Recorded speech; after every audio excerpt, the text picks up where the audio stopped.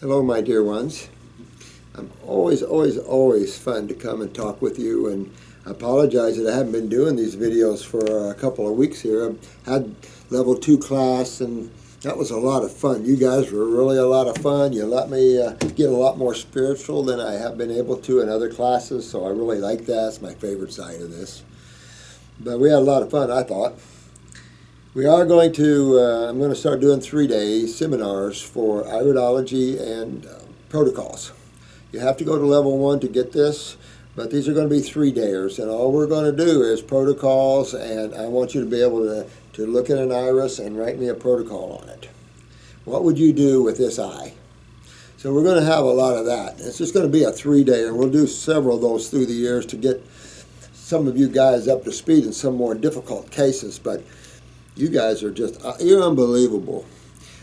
When I say bones or veins, parathyroid, I mean, you guys are so good. You're learning about the pituitary connection sometimes to the thyroid. Instead of just always being thyroid problems, there can be pituitary problems. So you guys, I'm just real proud of you.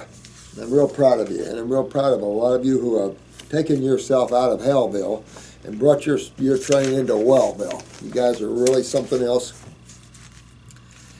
I know I've said this before, but I want to try to set up a whole series of videos on specific issues.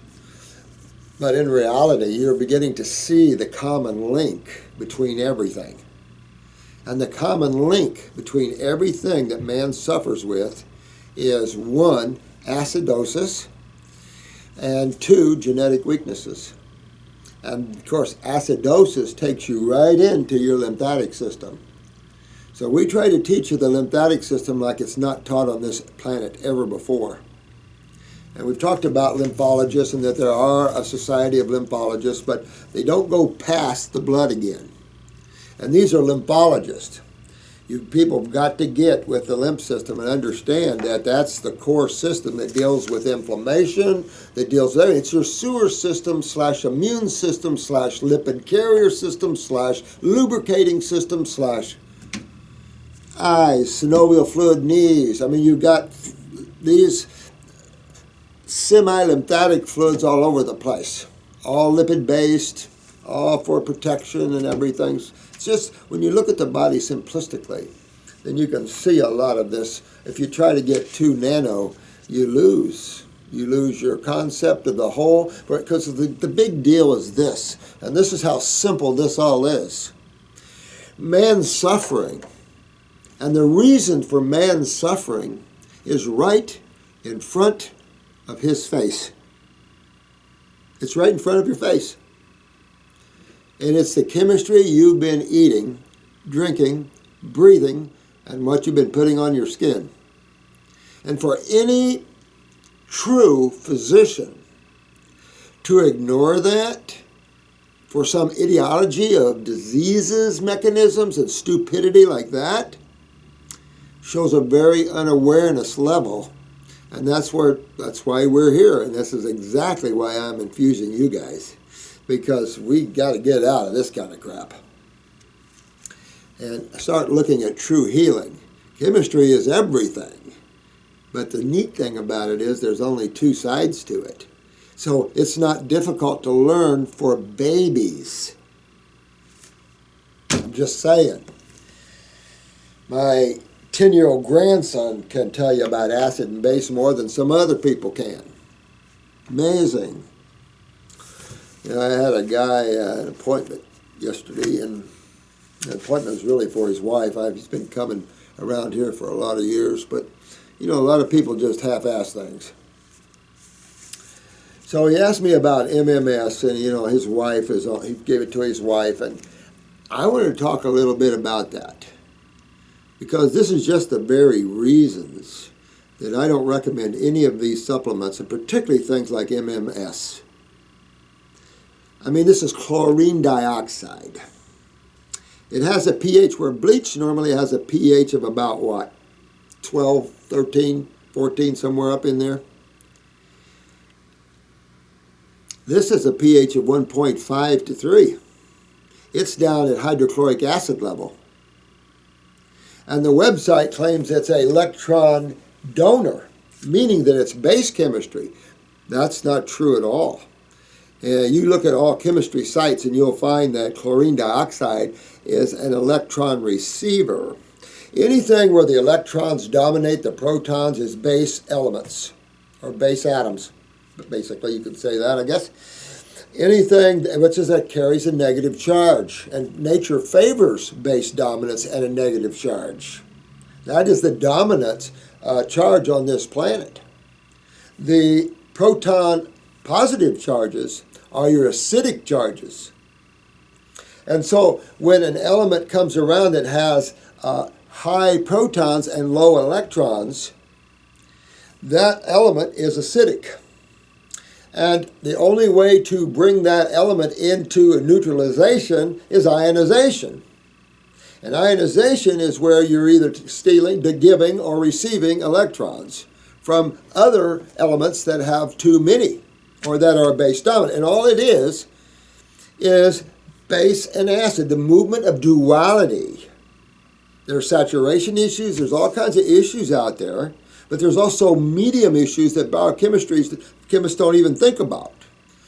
There's so many things that biochemists don't think about, and so many people that ride on theories, and this MMS is ridiculous. Chlorine dioxide, that's some serious crap some people are putting inside of them, and I've got the FDA website, and I tell you, I agree totally with the FDA here. I'm only disagreeing with the FDA because they allow toxic chemicals to kill people. And they come on us for stuff that doesn't hurt anybody, and raw milks and stuff. They're caught in that stupidity of microbes and not understanding what the Ebola and all these are all about and who created them and who's playing with this field. Nobody talks about those deeper subjects of things. But this FDA says, FDA warns consumers of serious harm from drinking Miracle Mineral Solution, MMS. Product contains industrial strength bleach. And it's just what it is. It's corrosive as hell. And you can't take something like that when you have tumors in you, high inflammation. You shouldn't put anything like that in your body whatsoever. So it's just, people grabbing for straws, making claims, and things that are ridiculous. You don't get well drinking bleach. I mean, this is insane kind of thinking, and I can see why the FDA is down on some of these things, because these are bad things. These are bad things, and when you're consuming acids like this that are corrosive, it just takes your cancers and everything else and can exacerbate them. There's a lot of testimonials here and there, but this is industrial strength bleach. Be very careful what the supplements you take. That's why I say you don't need supplements. Man doesn't need to extract. Man doesn't need to treat. His problem is right in front of him, and it's hand to mouth. Change that, as many of you have, and you get your health back. How interesting. And that's all it is. Now, this sits on top of genetics. Yeah, and how do you develop genetic weaknesses in cells? Because fluids are not genetics, except for the lymph system. The lymph system fluid is genetic in the sense that when you're in your mother, you are hooked to her blood and lymph system. And if she's not filtering, and the baby's not going to filter, guess how the babies are coming in with cancer and atypical cells already out the chute. And that's because you have to realize that little one is living within the mama, and the mama's feeding that baby. And also the elimination of the waste from the baby has to go through her lymphatic system. And so most mothers' lymphatic systems are just like everybody else's, stagnant, not filtering, and therefore the baby has very serious problems, plus sitting on top of even weaker genetics. So now we have extreme seriousness. And unless all of us work together and get man's awareness up, it's a slaughterhouse when it comes to pharmaceuticals and everything else. It's a slaughterhouse. And you don't need that when it comes to wellness. Herbs are more than adequate.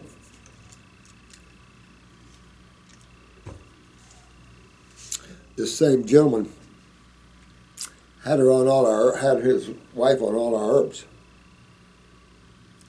But he'd been hitting her real hard. Now, I already consider a dropper full of any tincture to be the most aggressive dose on the planet, because I know Richard Schultz was in one of his videos was talking about 45 drops was what he considered very, very strong. And I'm thinking 120, and many of us can double that easy. So he'd been doubling some brain and nerves and things like that. She has that radius solaris going up and fairly deep radius solaris.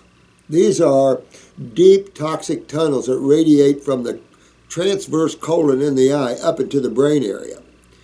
At a certain level, you can see them on an MRI or a CAT scan in particular as a brain lesion. And you'll see this a lot in MS and Lou Gehrig's and Parkinson's and stuff like this. Well, since January, her lesions in her eye there are almost, there's a couple of them gone. The pituitary one is a third the size. Amazing to see the power that herbs have to regenerate the cell. And yet, she had very little lymphatic changes, yet the cells were regenerating. I find that extraordinary. Extraordinary. Hello, I come to you because I am suffering from a kind of myopathy, muscle atrophy, but I have no genetic markers. I am 90% raw, except dinner in winter, or I consume soups, nothing industrial or rarely meat. And that's just about how I think you have to do it, really. When you're in the cold winter time, you got to warm yourself up. If you're into serious problems, you got to warm yourself up with blankets and heaters and things like that, not with foods. You could warm yourself up with some teas, like the Heal All tea. You could do some things like that. Now, let's stop before we go on further. What side of chemistry? Now, we talked there's only two sides of chemistry. There's acid and base. Okay, so acids are the corrosive side, as we know, and base is the healing side, basically. I mean, you can go to each side and make all kinds of claims, but basically, reality is a base-dominant food is a healthy food. An acid-based dominant food, or an acid-dominant food is one that's corrosive on you and creates acidosis. And almost all foods are acid-dominant foods, except for your carbohydrates. Even a lot of your starches are acid formers, and that would be your grains in particular, except quinoa and millet, that sort of thing. But when you have atrophy of a muscle, or atrophy of any tissue meaning cells, anywhere in the body, which side of chemistry is doing it? That's all you have to ask yourself. I'm having pain. Which side of chemistry is doing it? All right. Now, your blood is base chemistry dominant. It's essential, 7.4 roughly. If your blood becomes on the acid side, you only have about 3 minutes to live. So you can see that acids are not real in harmony with the body. Now, think about this because we heard the word foreign a lot. Foreign chemistry, foreign protein, foreign. Foreign simply means out of harmony. So when something's foreign, like a protein is foreign, dairy proteins are foreign chemistry to the body. Even though we look at that as a food, it's a food for a specific vertebrae, and we don't fit into that class. So that's where man has gone wrong. But I can understand why in migration from tropics to more northern climates, that you just adapt to whatever. But a good example is this Bush People I was watching last night. I love that show. And it looks like the dad might have another heart attack and get off. Who knows? I don't know. It looked pretty scary with the next show. But there's a good example of high-protein diets. Look at the teeth. It's a good example of high-protein diets and what it does to you. Sucks the calcium right out you, creates so much inflammation, the cholesterols go up, all kinds of stuff like that. I do not consume gluten or rarely bread, gluten-free. I do not consume dairy products except raw butter. I am very thin, and despite my efforts, I have trouble knowing what I need to do to repair muscle production. Maybe you could help me. I think Valerie helped me up here and your entire team, and Dr. Morris for thanks. Thank you for this. Well, can you connect the atrophy of your muscles, if that's what's going on, to malabsorption? Of course you can. And what system would be the connecting link? The lymph system. The lymphatic system is always the connecting link. You have two connecting links when it comes to fluids to everything, and that's blood and lymph.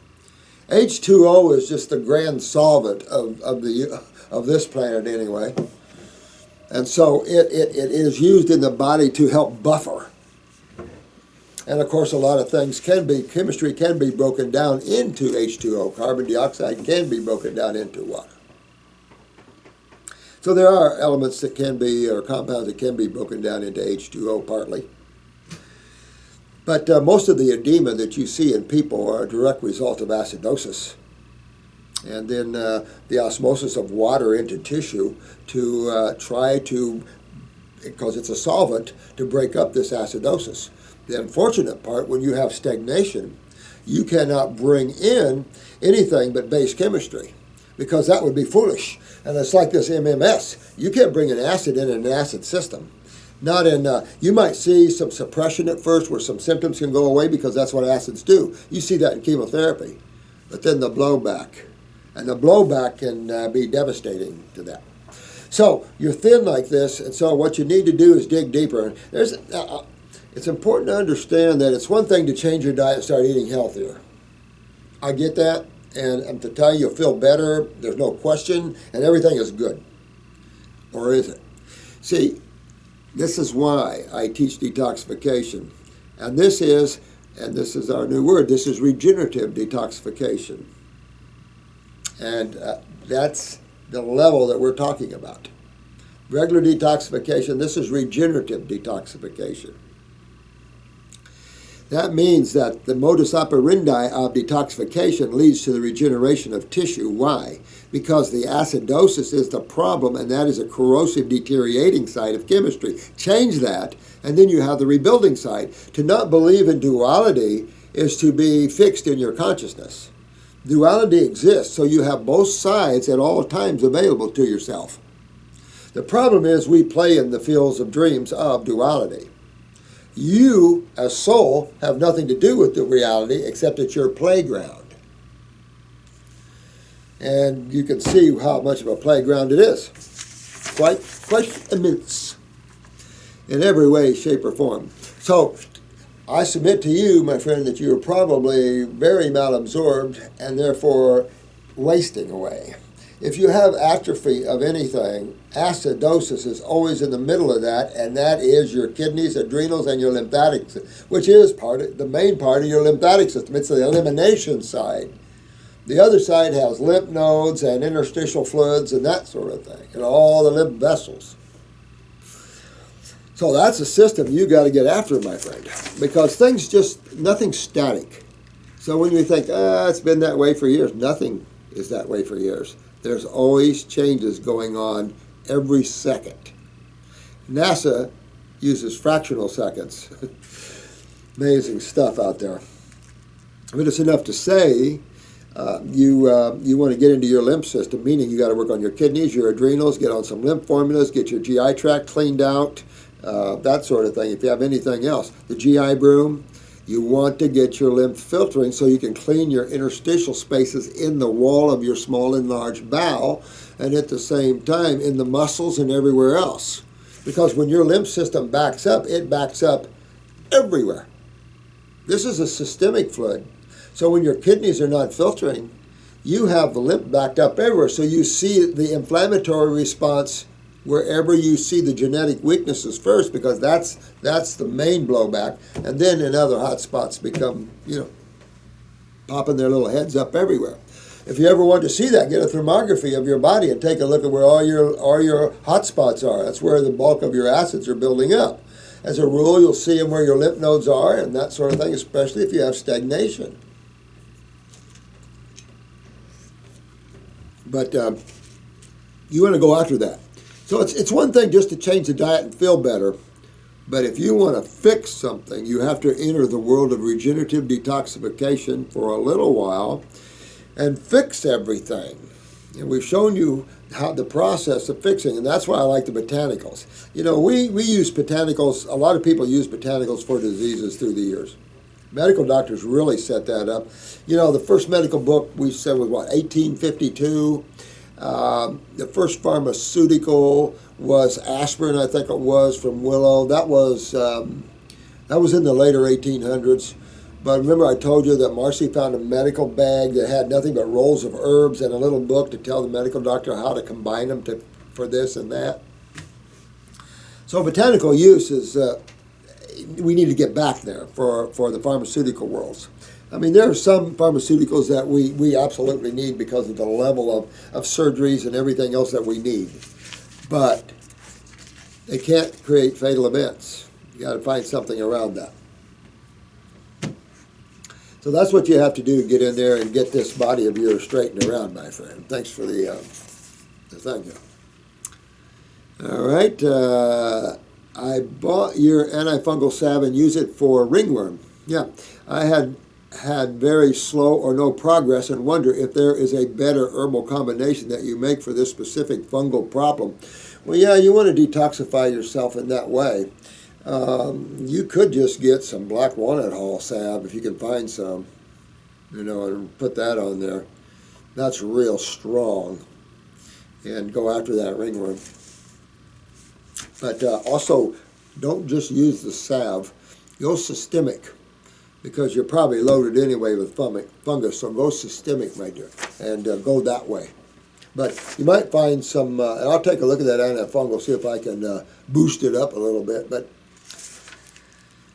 when it's a topical thing, I'm okay with that. Internally, I don't want to kill bacteria. That's the wrong thing to do that. When you're talking about that MMS, they're talking about how a bacteria will give up one of its electrons. It's like, what? Yes, bacteria have molecular structures to them. Yes, yes, yes, and yes, I guess an atom can give up one of it.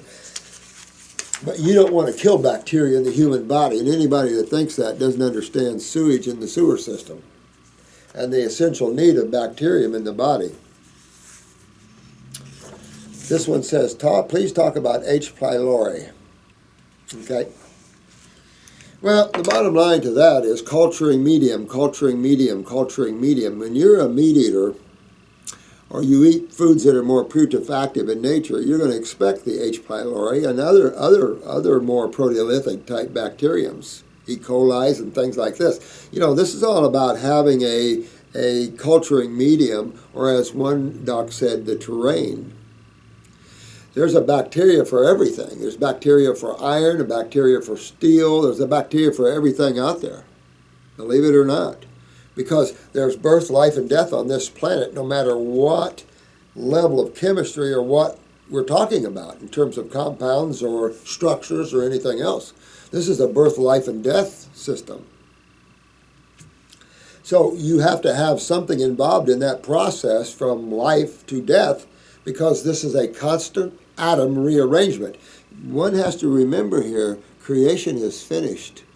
You want to build a barn, you have to go out and get the products to do it. Well, if I want to make your products so you can build a barn, I have to go out in nature and find materials.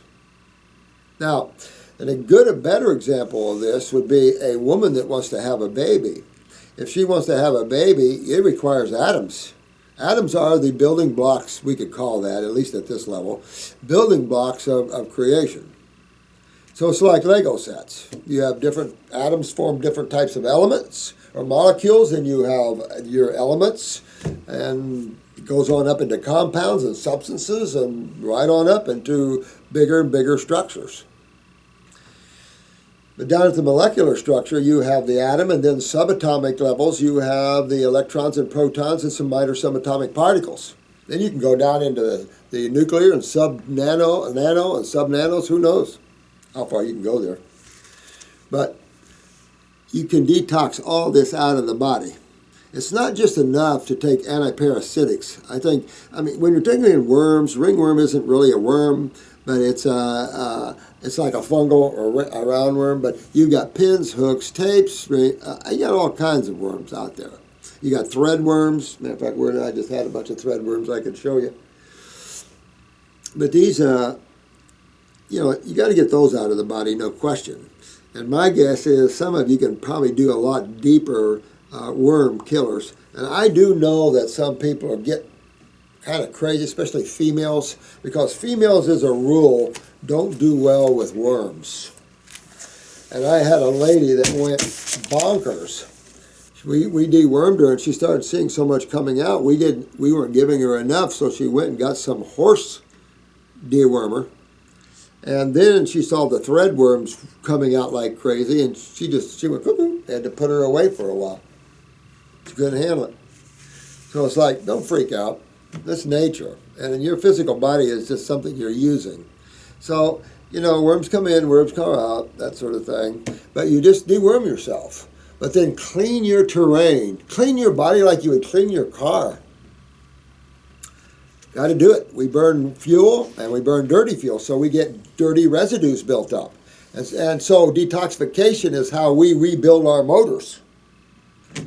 When you go to a mechanic, he tears the engine apart and uses acid, strips everything, strips it clean, puts it back together, or blueprints it, puts it back together.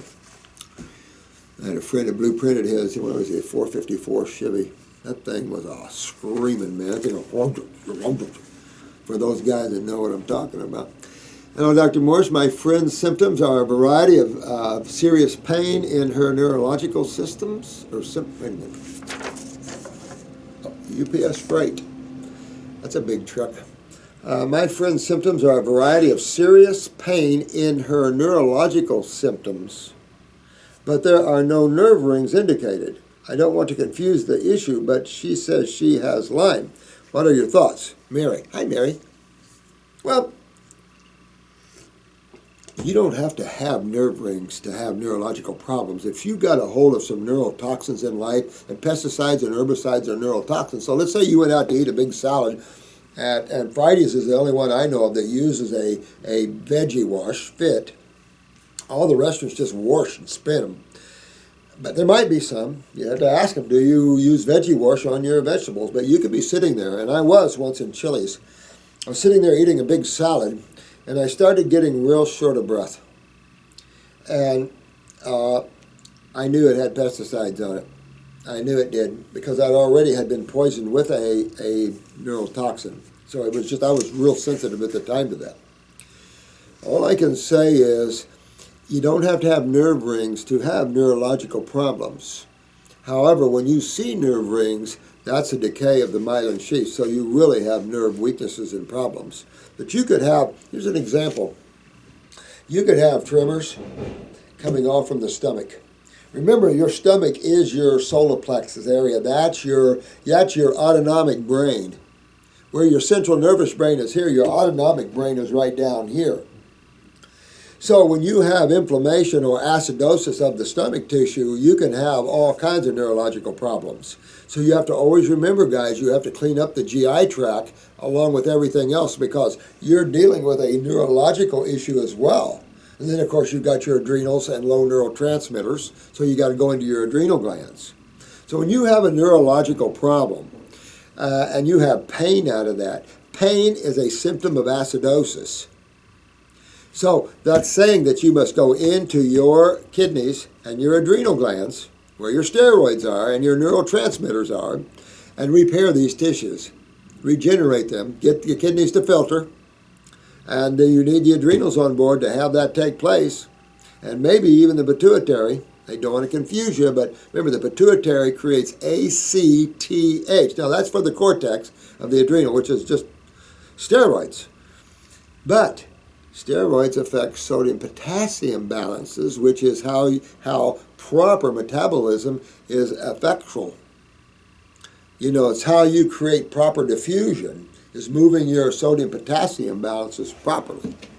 There's so much to chemistry in the human body that you don't really need to know to fix people and to repair them. So don't let me get confusing to you whatsoever.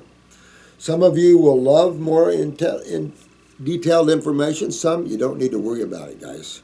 As long as you know proper detoxification, it don't matter what you're looking at, who you're looking at, what their problem is, you can get them well from it, from just detoxification. Why? Because you're changing the cause of their problem, their consumption of chemistry. You've changed their diet. That's key. And then you're using herbs to go in and regenerate those tissues. Herbs weren't meant by the Creator for diseases. Man created the concept of diseases, so then why did the Creator create botanicals?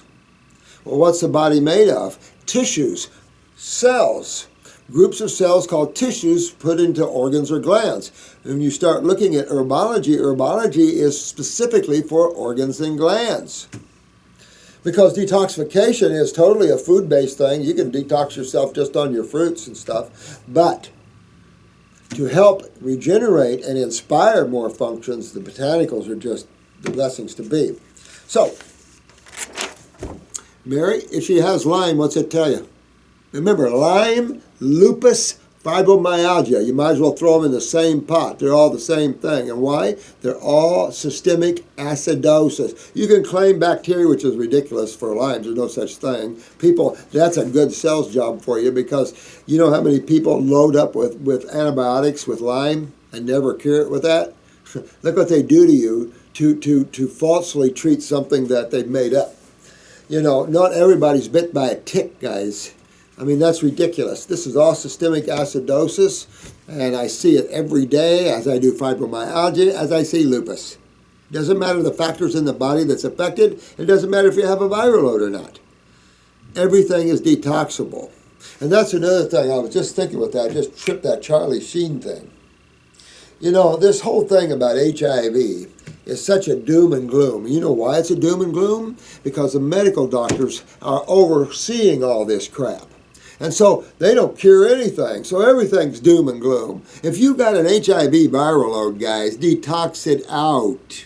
HIV and AIDS is just detoxable and regenerative like anything else. You know, any viral load is detoxable. These are just viruses or proteins. They can be detoxed out of the body. We do it every day here. Whether it's HIV, Hep C, it don't matter. So don't let these things be death sentence. You know, everybody's down this way, death sentence, and, you know, the basketball player, what's his name? Magic.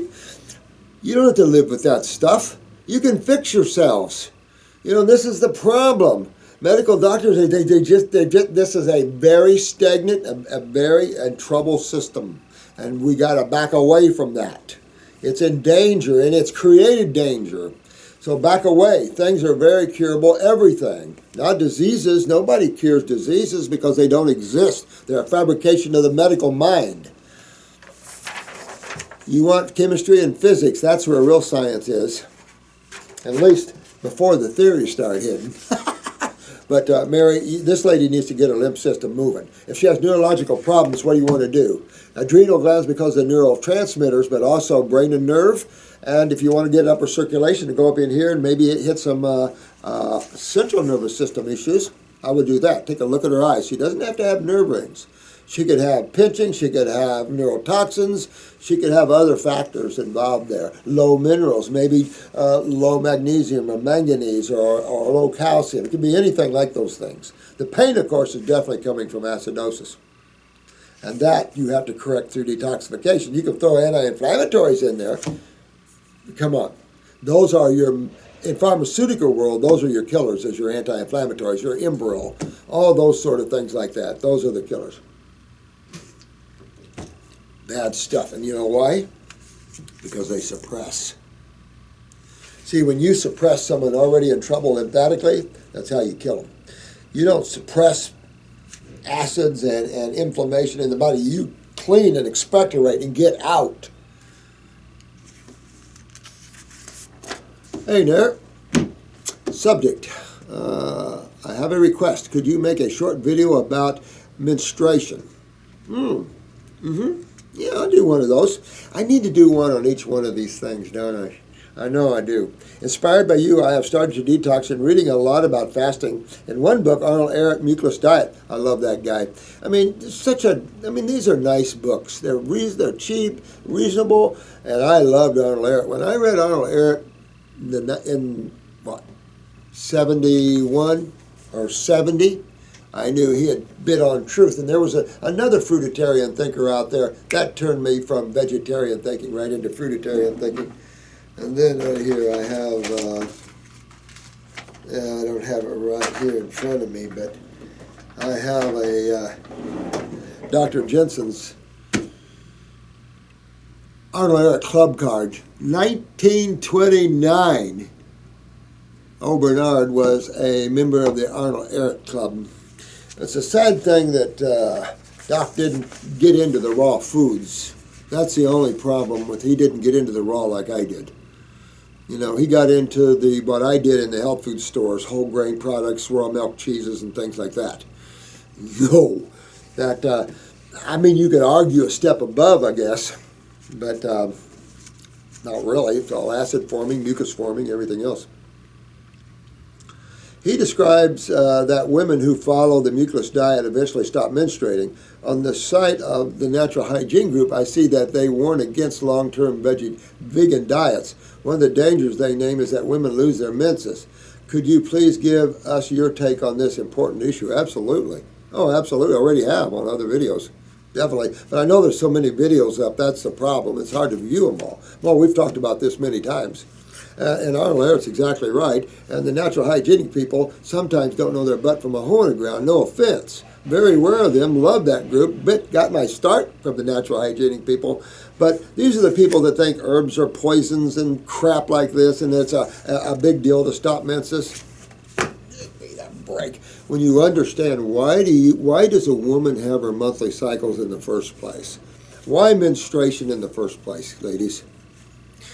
Cleaning a house, right? It's house cleaning. And, of course, estrogen is acidic, so nothing like stripping things as acids because they're corrosive. So this is why you have bleeding. And what is it cleaning? What tissues is it cleaning? The uterus, right? Well, the uterus just happens to be a little house. And so every month you have a cleaning because there could be a little visitor in that house. And the clean house is always a good thing. The more toxic a woman is, the more odorous, the more clumps and humps and all these things in the blood. So as you detoxify, you clean the uterine wall, you clean the bowels, you get everything filtering. So now when your cells dump their waste interstitially, the lymph system takes it right off to the lymph nodes and kidneys and you're done with it. That's how it should work. So this is very true. Matter of fact, fruitarian women as a rule only spot. And if you have some spotting, perfect. Because if you're clean, why would you need to bleed? This isn't a curse. The curse on man is his decision to fire his foods and to eat foods that don't belong to his species. And when we decided to take on dead animal tissue and stuff, we developed hoof and mouth. Basically, because that's basically how we have hoof and mouth. We started feeding our herbivores dead animals. We started grounding up dead downs cattle, hogs. Now you can't give cattle, but you can still give cattle hog meat. What? These are herbivores. They're deeper, farther down the road than we are. You can't give a herbivore meat.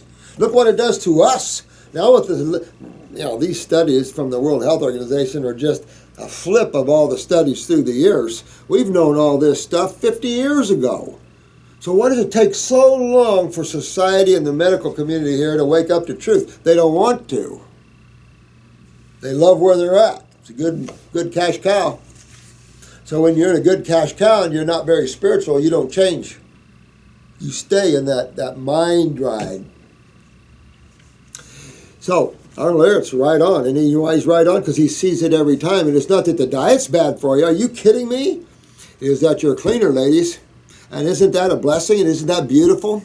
That is beautiful. So the natural hygiene needs to grow up. That's why they're not very involved anymore. You need to grow up natural hygiene, start understanding humans are frugivores, not herbivores. Those are horses, cows, elephants, things like that. So there needs to be a growth. And the natural hygienic hasn't grown much. I still have their PhD course in here. I'd love to finish it. Because they're a great course. And you have all the greats writing for it, so it's a great course. But some of their belief systems aren't true, and herbs are far from toxic. These are our little saviors, let me tell you.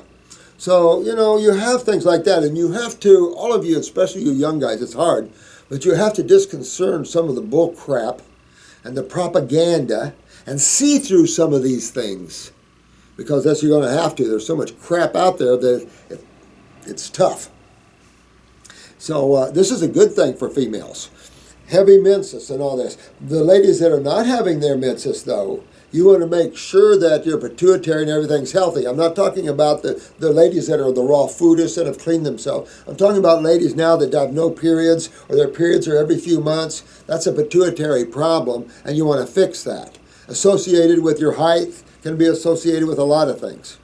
So you want to take a look at that, and I hope I give enough education of how to look at your eyes here, to look at the pituitary so you can see.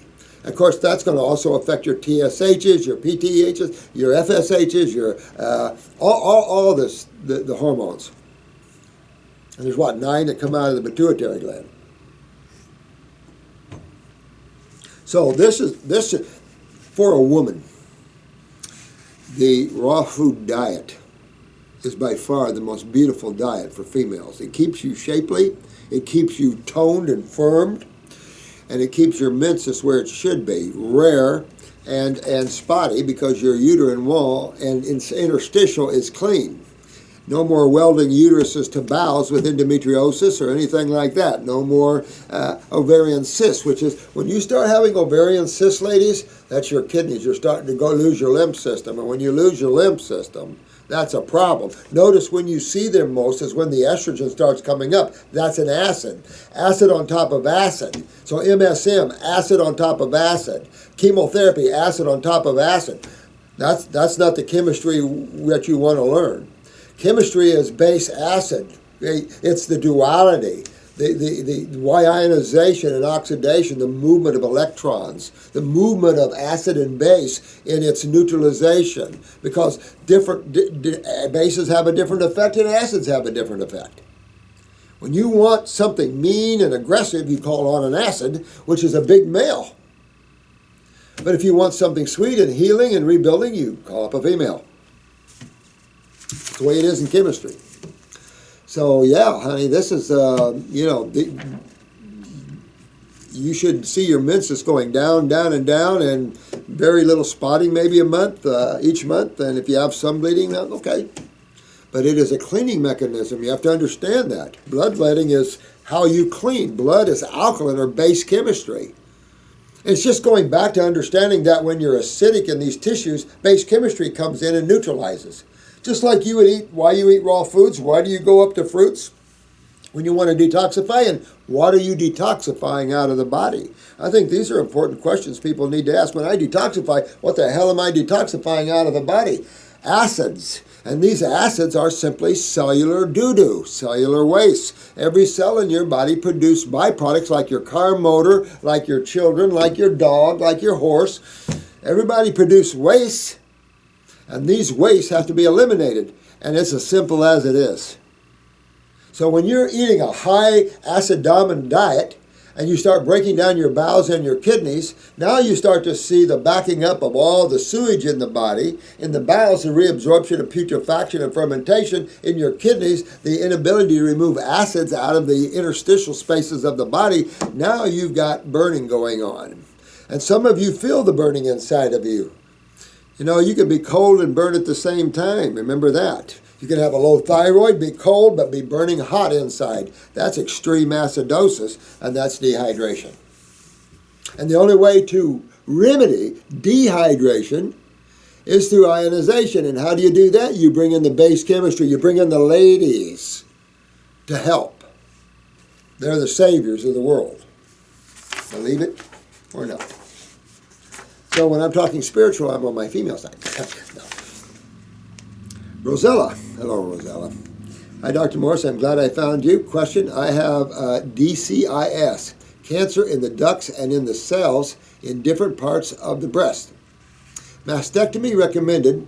Taking kidney tonic, lymph tonic capsules, Hill tea.Diet, fruits and veggies with some cooked veggies with rice or buckwheat noodles. Also suffering from some inflammation in the stomach. Well, remember, this is a systemic problem. So this is the lymph in your breast, but it's all over you, on that side. So it's going to be in that side of the stomach. It's going to be, you're going to have that acids not going anywhere, and that's inflammation. When inflammation is a natural immune response by your body. Even though people blame inflammation on everything, inflammation is really just an immune response. To what? Why is all this inflammation in the joints? What's all of the immune response to? Acids. Acids, remember, corrosive side of chemistry, not conducive to wellness. It's conducive to decay and atrophy. So you don't want to keep acids in your body. You're designed to be broken down, turned into salts, turned into water, in some way eliminated by the body. But when you start losing filtration of the kidneys and you're losing your adrenal mechanisms and you're losing your proper pHs, duodenally and everywhere else, everything starts swinging. Enzymatic action is shut down. Everything is shut down, determining on pH. pH, I've always said pH is everything to everything. Life is nothing but variances of pH. And when you look at it through the eyes of chemistry, this is what you see. But one pH in acid can be beneficial, like estrogen can be very beneficial. Absolutely. But it isn't real hot. You take a MMS, which is what, chlorine dioxide, 1.5 pH, you're at hydrochloric acid. That'll break down bone. And people are ingesting it.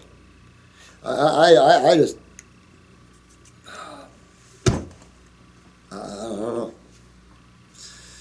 And I am scared of using your stomach endocrine adrenal tonic and stomach tea, as they contain wild yam root, which can promote estrogen. No, you're wrong, honey. No, sweetheart. What's your view on this? Thanks. No, that's not true, sweetie. Wild yam promotes progesterone, not estrogen. I don't make an estrogenic formula. None of my formulas are estrogenic, none of them.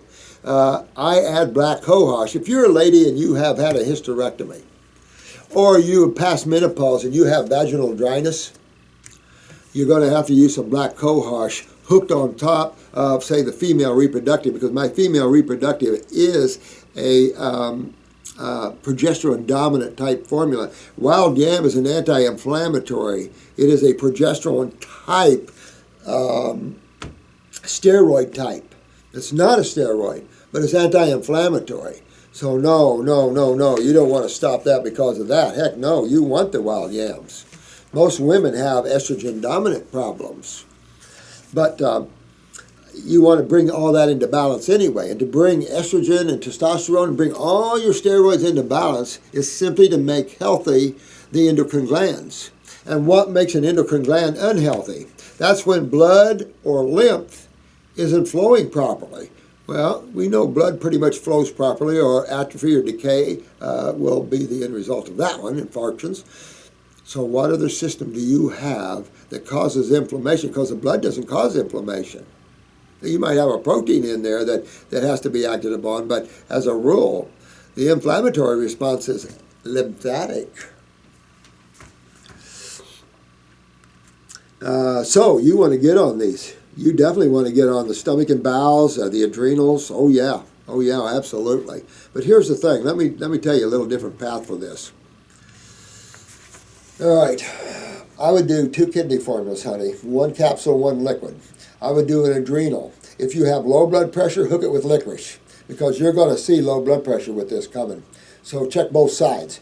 But hook with an adrenal. If it's below 120, say 115 or below, hook with licorice root. At the same time, add endocrine gland formula with that. At the same time, stomach and bowel. If you need to move your bowels a little bit, take a number 2. If you move fine, take number 1. 2-3 times a day. Take with this case, I would recommend, if it was me, I'm going to go on lymphatic capsule number 5.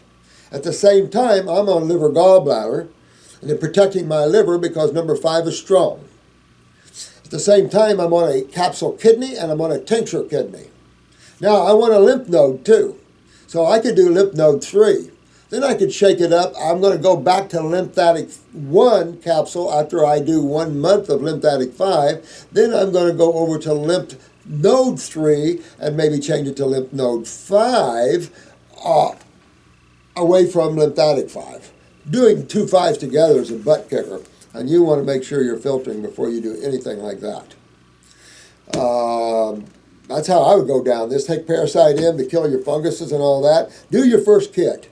Do our first kit always. That starts you out. You get a good rhythm with that. You get to see what's going on, but kick it up, honey. Also, get rid of the veggies and the noodles. Put yourself on fruits, berries, and melons only. Don't ride with this. Sweetheart, get this out of you now. And the only way to do it is hit the diet that your body's designed to eat. Hit a tropical diet of fruits, berries, and melons, and get on the herbs that I told you, and start cleaning your body out, and you'll be very successful. Or it'll be a mastectomy. And the problem with this, sweetheart, is you didn't fix the problem with a mastectomy. Even if you might have to have one someday, if you don't get this, I'd pull with black salve before I do a mastectomy, because there's a little emotional component to this to females.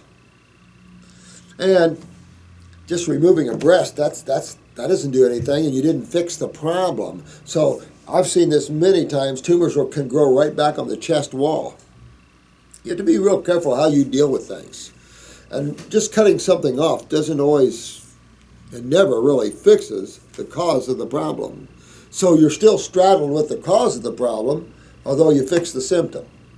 And of course, cutting off something in a highly acidic medium creates heavy scar tissue, and then they have to find other tissue to build it, and then you have, it's just a mess. And it's just not worth it when you can have a little self-discipline, my dear one, for about 4 months and clean this out of you. It's all it takes, 4 to 6 months. Should have it done in 4 months if it was me. Or less. Just depends how fast you can get your kidneys to filter, and you want to focus on that. You want your kidneys to filter. So you really want to go after this, dear one, and get this dealt with. If you need help, call up the clinic and get some help here, because you don't want to mess with us. All right, this is Mike O. Michel. Interesting. Thank you for sharing. You're welcome, my friend. Thank you. My question is the following. Is there any validity to the IgG silent inflammation test? I'm unaware of it. I don't look at that myself. So it could be. I really don't know what they're looking at that. You can send me some information and I'll take a look at it. But I never looked at that for inflammatory markers or anything. Thanks for your question, though. Dear Doc, I will be really grateful if you could help me. Absolutely. I have been through chronic breathing problems, sometimes so serious that it makes me feel like my days are over. Well, that's a neurological event. So you know that your stomach is involved and or your adrenal glands are involved. So you've got to pick up your adrenal glands, because that's your neurotransmitters that makes you breathe. And when your blood pressure is low, top number, systolic, is your neurotransmitter look in your adrenals. And when that's low, you see low blood pressure, that's low neural response, and then asthma, COPD change starts coming in, can't take a deep breath, hard to get breath out, things like this. Scary stuff. And also, if you have a lot of inflammation in the stomach, same problem. So, you want to clean up the GI tract as well as the kidneys and what? The adrenal glands. Get in there. Now, you can use lung 2, 3 lung tea. Get breaking up any sputum or hardened mucus you have in the lungs. Clean all that out, no question. But you have to clean up this GI tract to even do that well. And get onto those adrenal glands. That'll give you the neurotransmitters. It'll trip up your breathing, and you'll start breathing a lot better. This is real serious stuff. And this is a neurological event. At the same time, brain and nerve number 2 would be highly recommended, and upper circulation in case you have suppression for the hypothalamus area. Which is kind of the center of the brain, which the pituitary is kind of snuggled around. And let me see what else. I have gone through blood test, kidney infection, chest x-ray, IEG, among all these docs told me that I only have some allergy problems, but that cannot cause such a chronic breathing problem. You know what, these kind of things just make you sick. Because immediately as a physician, breathing is a neurological event. Thank you very much. So you just have to trace out where your nervous system is and what controls your nervous system. Of course, you're down to neurotransmitters of the adrenal glands. And, of course, you could get up in the head, I suppose, with some. But breathing is really from the adrenals and from the solar plexus here.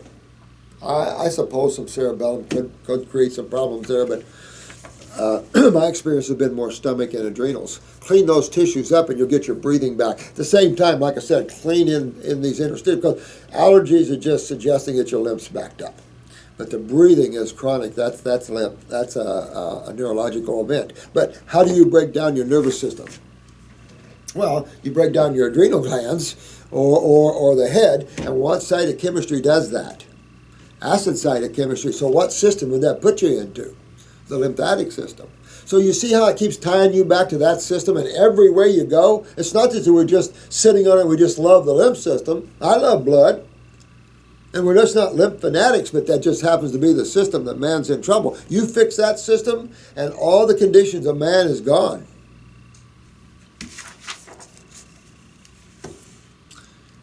I recently lost my mother. Now that doesn't help, because that's the adrenal glands. That's your emotional component. And of course, when that goes down, your breathing's even going to go down further. Here's another thing. Keep yourself cooler. Anytime you get around heat, I'm sure you already know your scenario. So when you have shortness of breath, keep yourself alkaline. Keep yourself around cooler temperatures. You'll breathe better while you're fixing yourself. You get into heat, it takes that energy out, and you even struggle to breathe more. About 45 days ago, this guy lost his mother. And doctors are associating it with depression and panic attacks. Now, give me a break. And if you have panic attacks, man, you know immediately it's your adrenal glands. So there's one thing you already tied right there, panic attacks. Now, if your mother passed and you got a panic attack from that, I submit you probably already have weak adrenals. And that event just tripped you over the top. But you have to remember, your mom is just like you, a soul on a journey. And this mother, this individual, just brought your body into this plane so you could come here and experience here. So know that soul's on their journey and going on to a broader journey. For those that are not creating so much negative karma, your journeys expand and it's credible. Those that keep creating this negative karma keeps coming back and experiencing the same crap until they learn how to break out of it.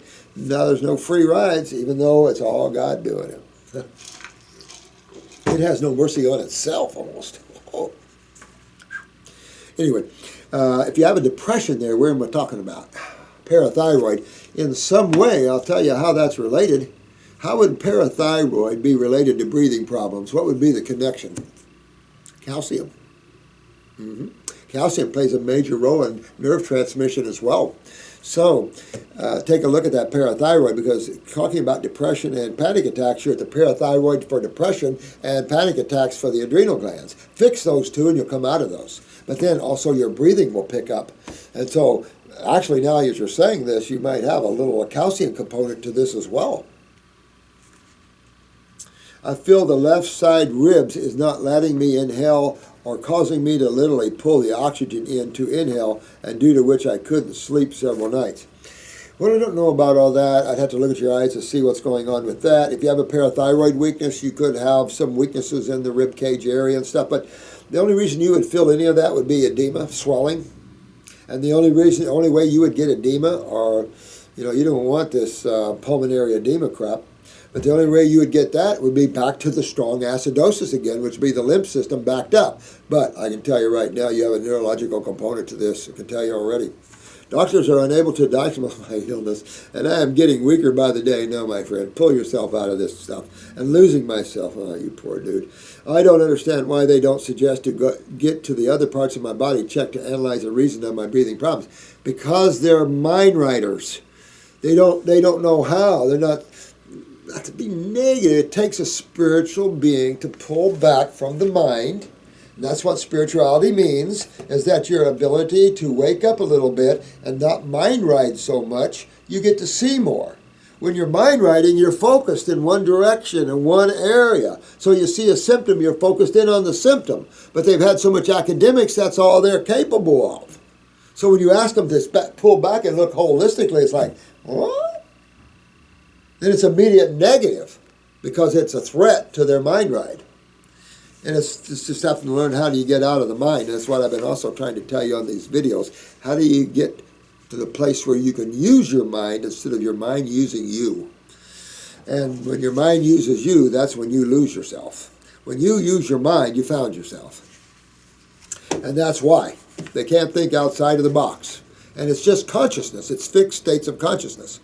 And the academic world can fix it even more in you if you're not careful. You have to be an aware being to be able to use the mind and still be able to pull back when that sort of thing.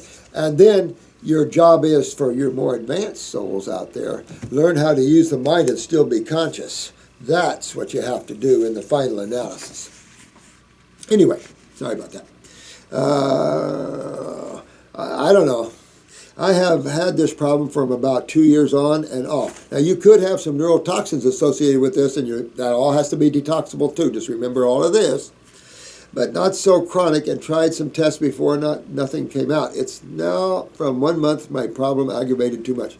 I feel all breathing blockage from left side. I have sinus problem, but I know it can't be the cause of what I'm going through. No, but is it linked? Absolutely. How is it linked? The lymphatic system. Why? The kidneys and the adrenals are the pinnacle. Those are the eliminative organs, even though the adrenals are the gland that turns on the organ.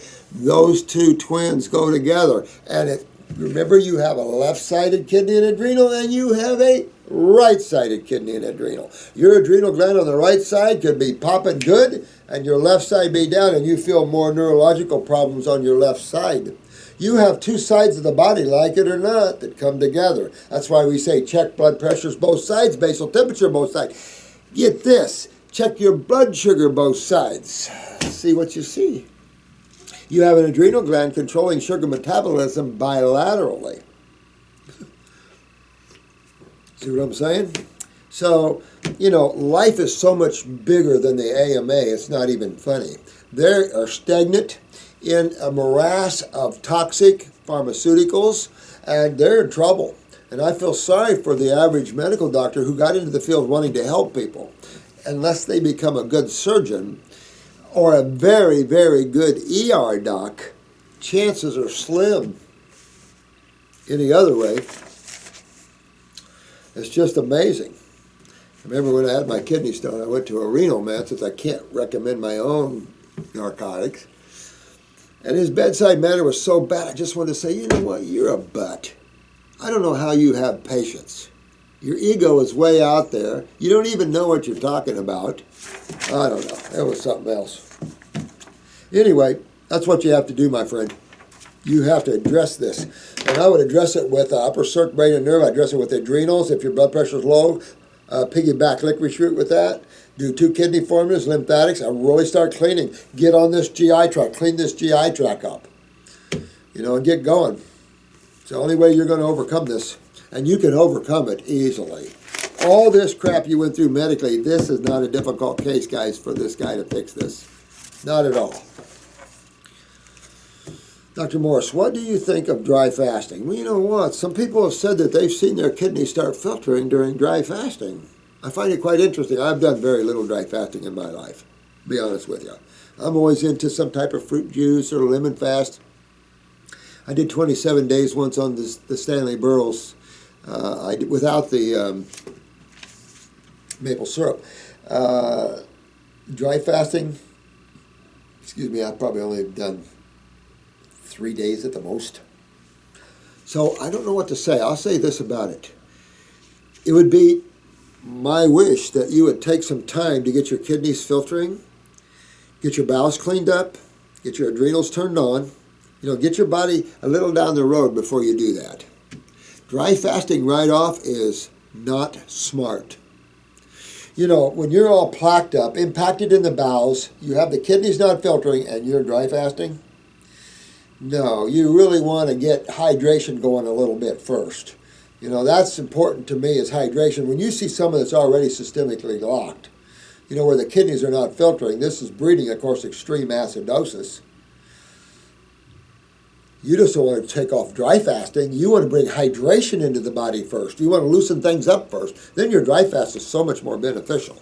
That would be my high recommendation for that one, for sure. It seems very harsh to me. It does. And I don't think one has to do it, to be honest with you. There are some of the guys out there doing that, of course. And, they'll make good healers down the road because they'll be very knowledgeable. I've done almost everything but that sort of thing, extended periods of time. I just think that you need some hydration for a while until you get everything hydrated and good. And then you could dry fast with probably a week or less with no problems whatsoever. But I wouldn't recommend too much of it until you do get yourself moving and filtering and things like that.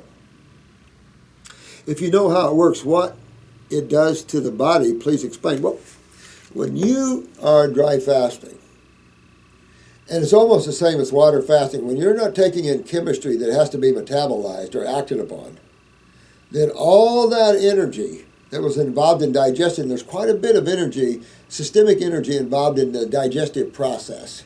By the time you consume, break down, absorb, utilize, and eliminate, you've got a lot of processes going on there. When you restrict yourself from that, the systemic energy goes way up. And the body then removes its focus from, let's say, survival and the current dietary habits of people into cleaning and healing itself. Your body has a natural desire, a natural consciousness to do that. It's bred in the consciousness of the human body. And matter of fact, in all the vertebrates. Matter of fact, even plants detoxify, guys. Everything detoxifies at different time periods. And we just need to do that ourselves. And we're doing it. But we have taken our bodies and our cells to a level never seen before. So there is regeneration that's essential. That's why this is regenerative detoxification. Because the end goal is regeneration of tissue of the cell. And that is essential in today's genetic weaknesses. And very, very accomplishable. If you have strong cells, strong genes, you guys can regenerate genetic weaknesses twice as fast. It's amazing, amazing, amazing, amazing. Because your focus is true, proper, and correct. In both chemistry and physics, everything fits, everything is right, everything is in harmony with the Homo sapiens physiology and his anatomy, everything is right. That's when truth sits in the chair and drives your car, and you start smiling because your car is a car of truth. I do not, but the same thing with water fasting. That gives that body the energy, and the focus then is to clean. So you get more aggressive cleaning when you don't have energy being used for digestion, and that's another reason why fruits over vegetables. And it's also another reason in neurological weaknesses when the energy is a key factor in regeneration, myelin sheaths, and everything else, whether you get it from neurotransmitters or whatever source, you have to have this energy to do these things with. That's why the living over the cooked fired. You know, when you destroy your chemistry and your physics, your energy and foods, and you agglomerate the chemistry and all this, how is it a food anymore? It is not a food anymore. Cooked broccoli is not the same chemically and magnetically as raw broccoli. It's not the same food anymore. But man is still wallowing in unconsciousness. And it just has to wake up, and we need your help to do it, guys. I need as many of you as I can to help this planet do this. It's not difficult. It's just extending a helping hand to your neighbor, to your friend. Help people. Help animals. Help plants. Now, I do not trust most information anymore. I don't either, honey. I'll tell you the truth. My God, there's so much crap out there. And everything reads good. Go to the MMS website. It reads good, except look at all the misspellings and stuff all over the place. And then when you allude that chlorine dioxide is an electron donor, that's totally opposite of what it really is. Even though bleach is very alkaline, chlorine dioxide is very acidic, at least according to one chemical site. Also, they say that water is necessary for inflammation. Let me see here. I trust your expertise on the body. Thanks, honey. I appreciate that. If one dry fast, how would the toxins come out of the body? Well, see, that's the point. Now, some of the guys have told me that they see their kidneys filtering where they weren't when they dry fast. It's possible, but let me tell you, I believe that, take it easy. Get your body hydrated a little bit, work on your kidneys to filter, get the adrenals up, do things like this before you dry fast, and you'll have a better time. But I don't even know why one needs to. But if you want to join that and try that for a few days, not going to hurt you, but clean yourself out a little bit first. Because if you don't, things can get bumpy and rough. Also, especially if you're impacted in the bowels and you have autointoxication or reabsorption of putrefact, blah, blah, blah, blah, blah. So you really want to do some cleaning first. Also, they say that water is necessary for inflammation, and that's why water fast is good for you. Well, remember, inflammation is a natural immune response. But edema, that's swelling, that is an immune response to acidosis. So it isn't water takes down inflammation, it's water helps inflammation, because inflammation is, from the medical doctors, is seen as a negative thing when it's your main immune system dealing with the problem. It's the problem that's the problem, not your immune response. So then they have this autoimmune response bull crap and stuff like that that doesn't exist. Stuff like that. But water is, water is the universal solvent. So notice you wash your hands in water. You wash your clothes in water.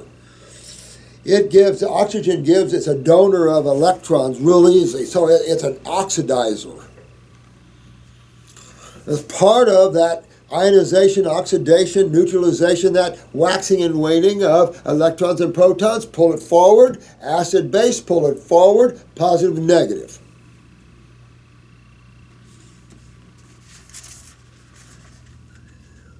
So water is good, and I highly recommend water fasting as opposed to dry fasting myself. But I would recommend, I do like mineral water, but distilled water is a good faster too.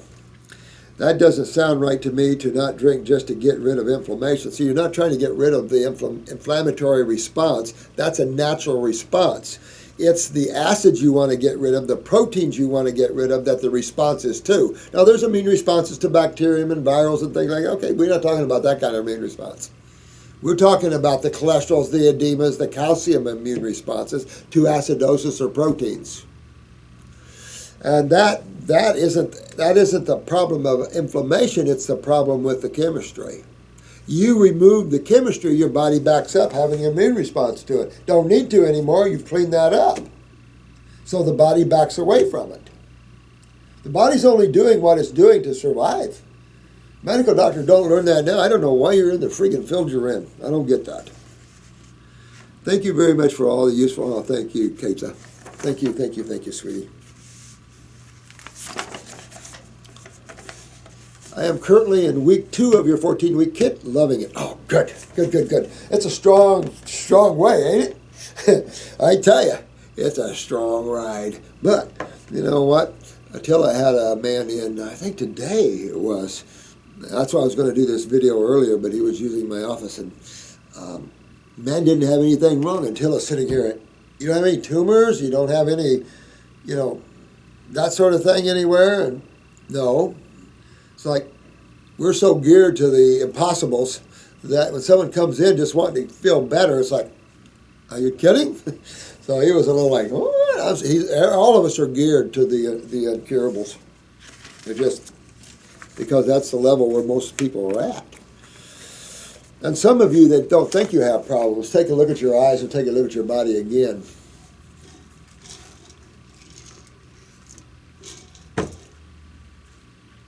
I sense I had parasites, and sure enough, there they are, exciting, thick, and fast. Now listen, here's what you might want to do, because I could do better on my worm detoxifying thing. And the reason, you get into worm-killing herbs, you're into the toxic herbs.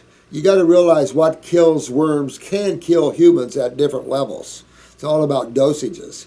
So you have to be careful, because they're little creatures like we are, made of cells like we are. So you just have to remember that.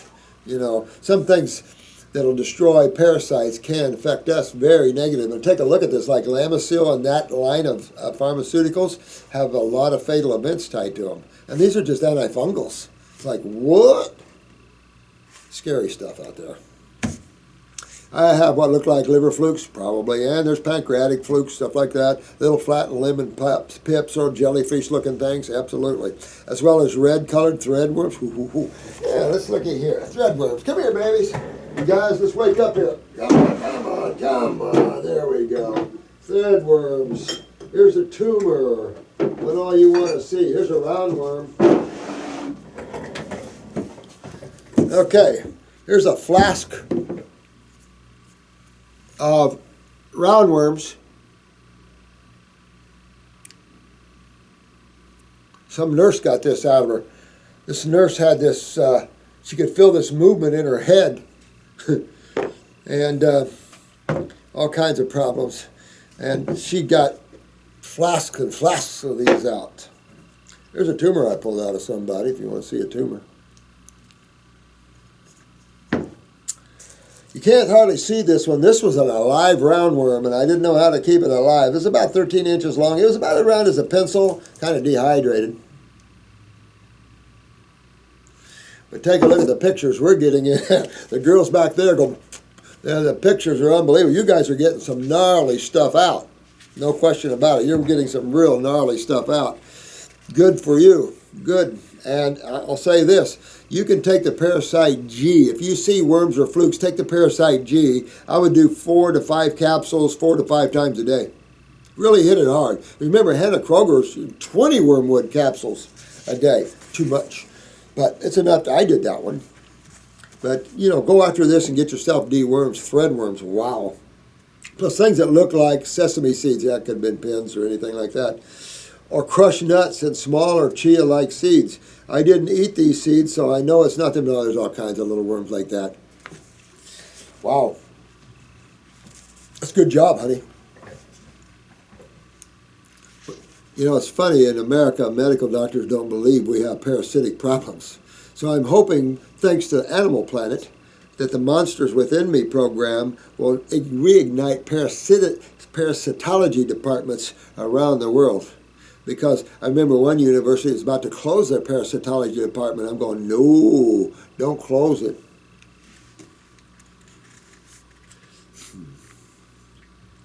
Let me see. Plus today I passed what looked like chopped up tapeworm. Ooh, wow. God, you got to feel good once you get all this stuff out of there. Honey, you are really impacted with worms. Yuck. In addition to the recommended dosage of Parasite M&G, I have taken a couple of dosages of diatomaceous earth. Probably should. With this much parasites, you probably should. But going up with your dosages on Parasite M&G, you can go on up to 4, 5, 6 capsules 4 times a day, easy. Yep. But be careful. You know, we use that. I use that at home for ants and stuff. But again, you've got a delicate mucosa yourself. So I'm just real concernful with diatomaceous earth, which is said to, I know, I'm throwing the kitchen sink at this. I don't blame you to eradicate these parasites. I don't blame you. That's what I was saying. Don't get too freaked out, sweetheart, because they're in everybody almost. Not everybody, but almost. And don't worry, they're killable and you'll be fine. Firstly, what is your view on DE? I gave it to my dog daily too. I don't believe in it. Again, I wouldn't give it to my dog either, especially anyone that's smaller, because again, this is like glass, and you just really, you know, no matter if it's will rip up a worm versus a human, no, I don't even put crap like that in my body. No way. You know, we're a superior species, delicate. You know, put good stuff in there. So there's plenty of herbs to kill all these babies. Second, I am 95 to 99% raw vegan, but have never really felt like I thrive due to constant digestive issues of bloating. Well, you see what you're getting out, right? So you might do, I don't know if you have sulfur, check your eyes and see if you have orange in your pupils. But again, that would be sulfur. That could create some gassy bloating. Also, you could have malabsorption, heavy lymph. I mean, these worms are feeding on something besides just impacted matter. Who knows? You want to fix this, but I would get up on my fruits, berries, and melons and really clean my lymph system out, because that's your sewer system, and these babies love sewer systems. Where are you getting them out of? The butt, right? They love sewer systems, so clean your sewer system. And you might do a pancreatic, liver, gallbladder. If you want to save money, do a liver, gallbladder formula, then do a pancreatic formula. Liver, gallbladder, pancreatic formula for about 2 months. You'll pick that up. At the same time, you're working on your kidneys, your adrenals, your lymph system. You're cleaning up your bowels. Get on the GI broom. I don't think many worms are going to like that one. I can't believe that for someone who eats so well, I'm not totally thriving. Well, you were, no offense, you were feeding the multitudes. Maybe that's what Jesus was doing, because he was a healer too, just like all of you guys. And the way he got tapeworms out, he fasted the patient, set them in a thing of milk, and then when that baby put its little head out there. That's what they claim anyway. But dig deeper. You know, like I said, sometimes you can just be a vegan and still have serious lymphatic problems. You have to go fix some things first and then be a vegan.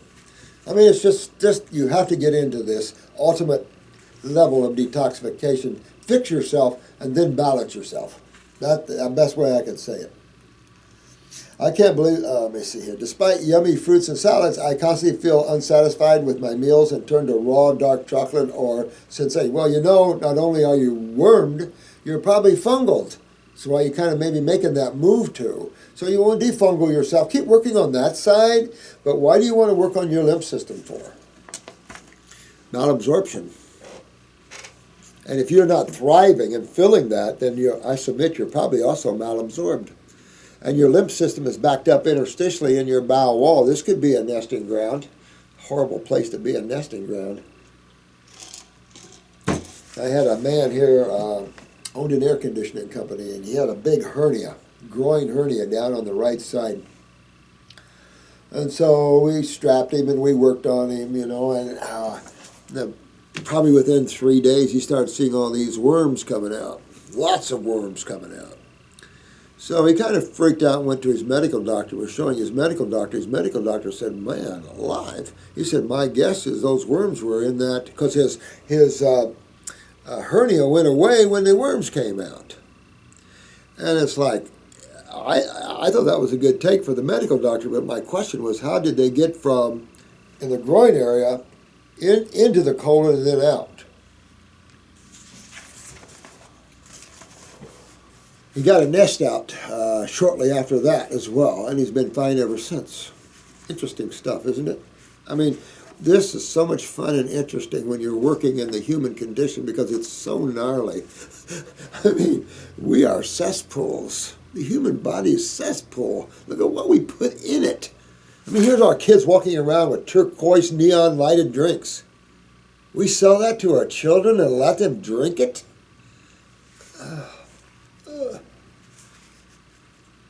All chemistry is good for you, though, right? Right.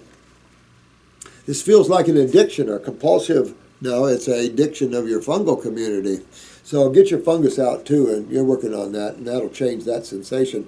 But I'd rather see you cheat on a little chocolate than proteins or dairies. Those are your worst cheats. I constantly feel unsatisfied with my meals and turn to a raw dark chocolate thing. This feels more like an addiction. And late from my diet says, now I am eliminating parasites. I have to say my cravings for the chocolate are diminishing. Told you. And it will too. Once you get the fungus out as well, you won't even like breads or cheeses anymore. I don't like any of those things. I have to say my got down. Good. Ditch the chocolate crunch very soon. See, it's a crutch, and it's just... I like what you're saying here, dear one. You're really using that properly. Because let's be truthful with each other. We're all just humans. We're actually spiritual beings having a human experience, if you want to put it properly. And the human condition is what it is. So sometimes we need to grab something as a crutch or support us once in a while. Nobody's judging. I don't judge anybody for anything like that at all. And anybody who does is going to get a blowback too, because you can't judge it. Life is the way it is. We just help each other get through things and get healthy and go through our experiences, try to learn, try to wake up. Or, for those who have just got here, have fun playing. Be careful what you create. If I thought my bloating and stomach distension after eating was bad before embarking on the herbs, that's 10 times worse. You might have sulfur in there. You might have a lot of sulfur. Check your eyes and see if that's orange around the pupil there, because that could create a lot of gassy bloating as you're pulling that out. I mean, herbs, you have to realize herbs and diet, they're not there to hurt you. They expose the truth. It's like de-skinning someone and look, oh, I see the problem. That's what herbs and diet does. Detoxification is just showing you the truth of what your body really is inside. That's what you want to know, because not knowing leads you down the road to the medical world, which these guys, they don't know anything. They know how to give you pharmaceuticals. Thank God we have good ER docs and people to stabilize people. We got good surgeons, things like that. I'm not talking about that. If I thought, okay, let's go on here. I am passing stools like nobody's business and can't wait for the die-off and elimination bloating to settle down. Yeah, your body's probably purging like crazy. You know, it's funny. And it's not, raw foods don't purge you. Herbs don't purge you unless you have laxatives. So why are you purging? The body's purging.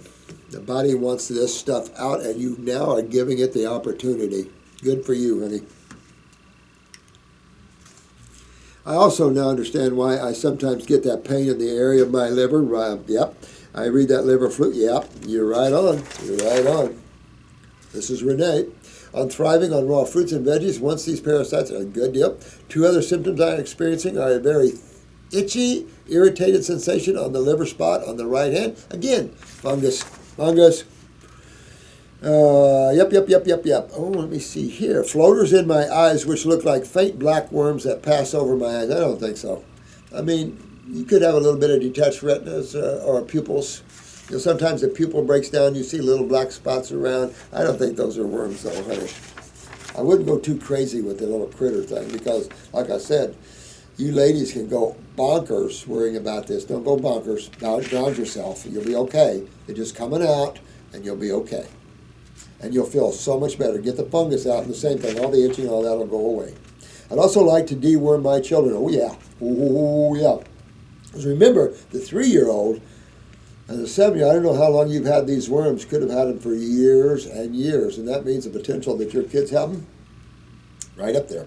Could you explain the protocol for the children? I'd use the same formulas, but much lower dosages. Much lower dosages. The dosage is on the bottle for the weight of your children. But same thing, they're little adults, but I definitely deworm them. Ooh. Parasite M is enough probably to deworm them. But if you use the wormwood, depending on their weight, capsules, these are young, 3-year-olds, a little young for capsules. We might have Parasite G in liquid if we don't use Parasite M. You know, very few worms enjoy black walnut at all. Even though wormwood is for bigger boys, none of those bigger boys like black walnut at all. Quite frankly, I don't either. This is Curvan, I think. Hi, Dr. Morris. I have an 18 month old girl who is always rubbing her eyes and digging her nose. I suspect she is congested in her. Yeah, you know, you guys are good. You guys are really good, and you're probably right. She's congested in there. She's rubbing her eyes. They can be fungus and itchy, that sort of thing. So, 18 months old. She is beyond the need for milk. So now's the time, it's way past the time to have her on fruits. So you want to bid her on fruits, juices and fruits, coconut water, maybe milk, you know. Get her on some good fruits, 18 months, oh, absolutely. And so start detoxifying with the diet. You know, let the diet clean her out. You might think about a couple of drops of a kidney, a couple of drops of endocrine gland, just to make sure your daughter's growing and everything is working well, but get her on the fruits now. If you have her on the dairy products, she's going to get real clogged up in the sinuses and everything else, and that includes mother's milk at this point.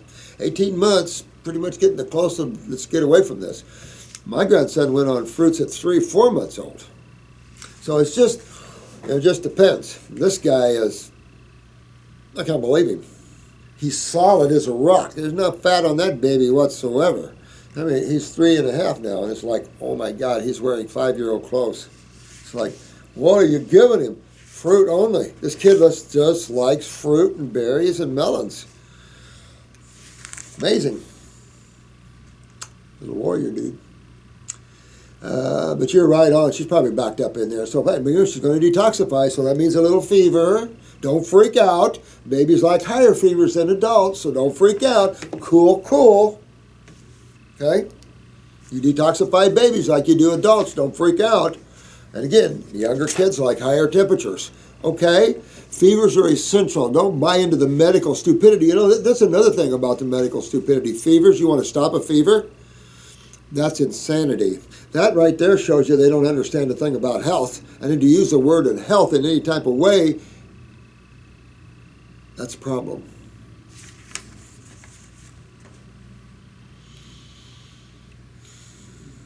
And her eyes have been looking puffy for months. That's what I'm saying. A couple of drops of kidney, a couple of drops of endocrine gland. That'll pick up her pituitary, her adrenal, her thyroid, and everything. Very safe. These are all berries.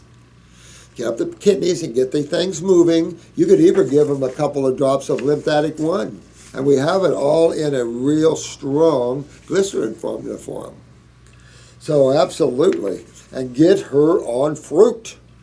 Good fruit. You can use coconut water and stuff as well.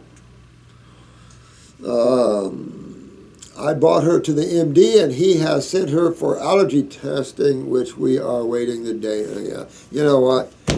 I wouldn't even put my little baby through that. And if this medical doctor didn't know why, then he doesn't understand the lymph system, which I didn't expect him to anyway. But protect your daughter from them. That's all I got to say. It isn't good how medical doctors treat babies. It is not good. Look up the Neaton procedure. See if that's a good procedure for babies. I brought her to the, okay, let me see. If she has allergies, what system are you talking about, my friend? The lymph. Puffy eyes, that's kidneys, lymph. Absolutely. Could have fungus in them as well. Take a look at the mama. She lived in her mama for a while. Take a look at the mama's lymph system. See if you can get that baby's eyes. Look at the baby's, excuse me, her eyes. Excuse me. For now, I ordered upper circulation, brain and nerve, kidney, and adrenal formulas for her. Well, that's okay. Yeah, you got to make her smart, huh? That's a problem. You know, making these kids smart like this. The schools can't handle these smart kids. I'm not joking. These schools are like going, what? I mean, these children, their comprehension levels are way out the roof. And keeping your daughter awareness up there instead of mind writing her all the time, you're going to have a very spiritual little being on your hands here. I have been giving her 1/3 dropper full. Wow. Well, 1/3 dropper full. I was thinking about drops, but 1/3, that's probably a little more than you need to give her. You could cut it down to even more, to a 1/4 dropper full, probably be good. I don't know if these will hurt her, but boy, I tell you, that'll really enhance her nerve and brain function. And I'm telling you, you can see these genetic lesions disappear when you do what you're doing. So we don't really know, except for lymphatic formulas, which are your strongest herbs. All these other herbs, I don't know where most of them don't have toxicity levels, the ones we use. I'm having a hard time getting her to eat fully raw because, family, I know it. Any suggestions? That's a tough one. I don't know. You know, I don't know where I am with that. I know I'm a pretty strong fella, so I don't care what my family thinks, because I don't have much of a family left anymore. They're all under the ground. But I don't care what other people think. And you shouldn't either. We're on our own journey here. And this is your baby. You brought this soul here. And you're kind of straddled with the responsibility of this. So who cares what other people think? I know with family members and things like that, the other party, of course, is the wife or the mother. And boy, we see the conflicts all the time out there where the man or the wife is in the raw and the other one is not near as aware. Nicely put. It's a dog tag. It's bad. And I don't know what to say about it. I'm saying that right now this is a difficult time on this planet at all levels, obviously. And this is just another one. And you just have to stand firm and tall on this and teach them that the human body is a primate body, but more refined yet, and that we're frugivores. We don't have anything on us that would depict violence in terms of procurement of food, and including vegetables. We don't really need to bend over and pick. We can reach to the heavens and pick. So, I would get into some of that Zen stuff, explaining to them, and Johnny Appleseed stuff, and keep working with them in terms of the vigor. But as you get your daughter healthier and vibrant and way out there in awareness, they'll be going like that. Oh, see, I got more time to go. Victoria. I have been juicing fruits for 19 months. Wow. 80% plus herbs this period. Nervous, upper, adrenal, skin connection issue, Gi Broom'Stron Bones. Oh, wow. As a side effect of detox, acnea, ACNEEA, I don't know what that is, appears. It is very strong. I know kidney aren't filtered as they should be. Our fruits feed candida. I detox too deep, that's for sure, thus my acne. I am so worried. I love myself and I love what I am doing, but I think I skipped something in this effusion. Could be my liver, cause of pancreas. Thanks. Victoria, honey. No. You know, sweetie, even if you dig deep in the body, you have to anyway. So never get with that. Let's go back here. Okay, are you talking about acne, the skin problems? If you are, that would be probably part of detox anyway for you. It's rare that when you're backed up subcutaneously, that's right under this top layer, dermis, epidermis, and then subcutaneous. When that's backed up and you're not sweating good and you have dry skin, that's all acids building up under the tissues. Your skin is going to look beautiful in the dermis, but in the subcutaneous be full of acids and a roaring mess. And then when you start opening the door, you were right, your kidneys are not filtering. Out the skin it goes. So don't be afraid. Just keep going and clean yourself out. Get your kidneys filtering and it'll relieve. All your skin will come clean again. You're not stuck with this. Unless you stop detox, then you're stuck with it. You want to keep promoting yourself deeper and going on more and more and more until there's no more acne on your skin left anymore. Your kidneys are filtering, you're feeling great, and everything moves good, and there's no feeling of stiffness, tightness, or burning anywhere. So don't be afraid. You did just the right thing. Acne is just part of the acids that have to come out, except remember, your skin is your third kidney. So while you're working on your other two kidneys that are not filtering, your skin is taking up the job for you. Thank you. But not pleasant. And it could itch pretty bad because whenever you see all the sewage building up, what do you see in sewer departments? Fungus and bacterium. But that's why they're there. It's sewage. Would you rather have bacteria and fungus eat your sewage or you re-eat your sewage? Just saying. So I think you're doing right here. Remember, I do 2 kidney formulas, an adrenal gland formula like you're doing. Upper circuit nerve, that's good for strengthening strong bones. If you want to strengthen even more, get the parathyroid for 1 bottle, 2-3 times a day for 1 bottle. But that's not your detoxing too deep, and I wouldn't worry about it a bit. If you want to go after your liver and pancreas, again, do 1 bottle of liver gallbladder, 1 bottle of pancreas, 1 bottle of liver gallbladder, 1 bottle of pancreas. Couple months. Let me be truthful. If you simply clean your lymph system, you're going to clean up your liver, your pancreas, your heart, your lungs, your brain, and everywhere else because everything runs by 2 fluids. And it's the one fluid that's breaking down everybody. Fix that, and you're good. Really good. Wow.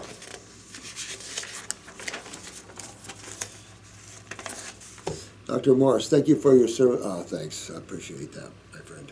I found your site a little over a month ago, and from that day, myself and one of my children have been eating mostly fruits. Yeah! Oh, that sounds good. He is a 4-year-old, get this, type 1, diagnosed this year. Oh my God. Question, neurological or beta cell? They probably don't even tell you there's 2 different types of type 1s. He also has a hard time getting words out if he is stuttering and times and deep breathing before starting a sentence. Where's this kind of taking us now, guys? Isn't this kind of pulling us toward a neurological type 1? And most of this is in the central nervous system. So this is a little more serious here. So this is a 4-year-old young man. And this father is this a father? Can't tell. Love April. Mother. Great. Good mom. Good mom. Okay. Now, upper circumbrain and nerve, just like this other gentleman is doing on his daughter, or you do it on your son. I would. Upper circumbrain and nerve, honey, because this is a young man in trouble here, neurologically. And this could definitely be, the type 1 could be a neurological type 1 from this. So you just watch this and see how this promotes.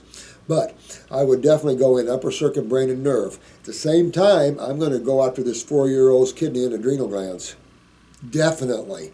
And the lymph system too. Probably going to clean up the GI tract, because there's, remember, the pancreas is a branch, the liver is a branch. And if the beta cells are down, it could be down lymphatically, but you're giving me some hints that I'll be looking neurologically at this young man. And, of course, the adrenals for the breathing. Take a deep breath first. So, again, these children are coming through with major kidney and adrenal weaknesses, guys, and that's tripping into what? The autonomic weaknesses, major. And, of course, from all the genetics and everything in these kids are down almost. It's just horrible. He also grinds his teeth. Yep. I would like to know if it would be best to start him on the 14-week program or just start with 2. All right, so he's 4 years old. In a 4-year-old, you can start with kidney number 1, adrenals. You can also give him the endocrine gland if you would like, or just give him the endocrine gland as opposed to the adrenals and the endocrine gland. I might be inclined to give him 2, but let's start with 1 kidney formula. At 4 years old, I'd give him lymphatic 1, a few drops. Upper circumbrain and nerve for sure. And I would be working on his GI tract in some way or another. I don't know if he can take capsules, open up stomach and bowel 1 and put it in some applesauce or something with cinnamon on it. You know, something like that maybe. But work on your young man. The fruits will clean his GI tract pretty good though. But I would work on this other for sure with this. You could give him a little pancreatic formula for a little while, just to enhance the pancreatic function.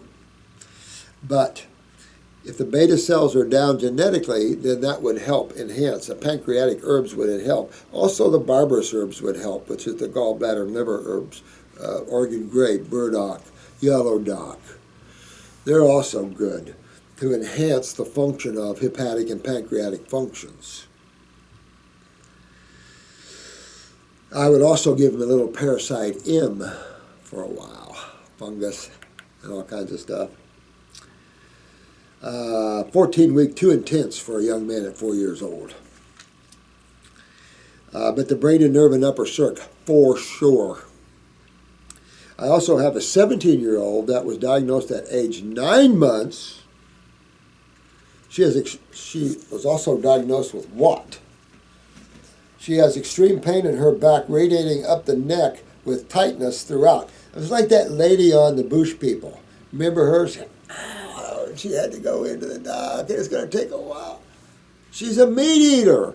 High protein diets. She's so acidic and inflamed. Look at her. She's white. She's dehydrated. The poor thing. They do have some other stuff. But these people need to fix themselves. She's so acidic and inflamed, it's not even funny. That's easy fixable. And they make like it's such a big deal. It's easy fixable. But you want to fix this 17-year-old pain in the neck and stuff like this. I don't like that a bit. That can lead to a lot of spinal problems and stuff. When you see pain radiating and tightness, remembering there's only 2 sides of chemistry, which side would you pick would be the problem? The acid side, wouldn't it? Exactly. That's inflammatory. All right, now, which system deals with the acid side of chemistry? Thank you. So this is your 17-year-old's lymph system. But you might want to work on her neurological system too, you know.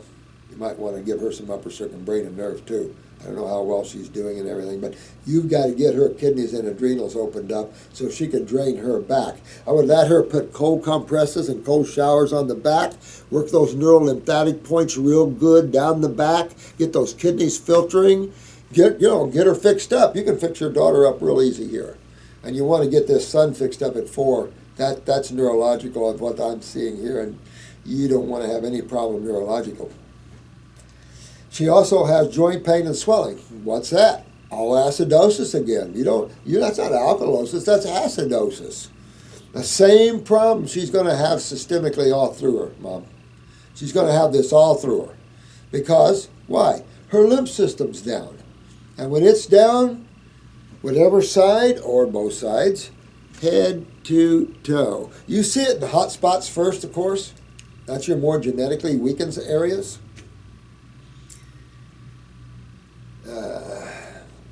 Is Candida. I watch all recent videos as they come out and also watch older videos when the house goes to bed. Yeah, that is my entertainment instead of, you're sweethearts. I hope you get this then.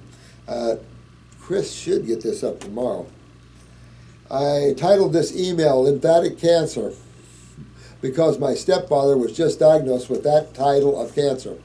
They're all lymphomas. I don't know why they specifically diagnose one as a lymphatic cancer. They're all lymphatic cancers. You could say it's a lymphatic cancer if you had it of the lymph node, where you held acid so long it fried your lymph node down. Those are big concerns of mine. There are some things that are scary. And atrophy of a lymph node is one of them. It would be just like having one removed. If a medical doctor understood why you don't remove lymph nodes, and your father has to do the same thing as everybody else does. But remember, you're a downline of your father, so I submit to you, take a look at your kidney, sweetheart, and adrenal glands too, because your lymph system's going to be down just as well.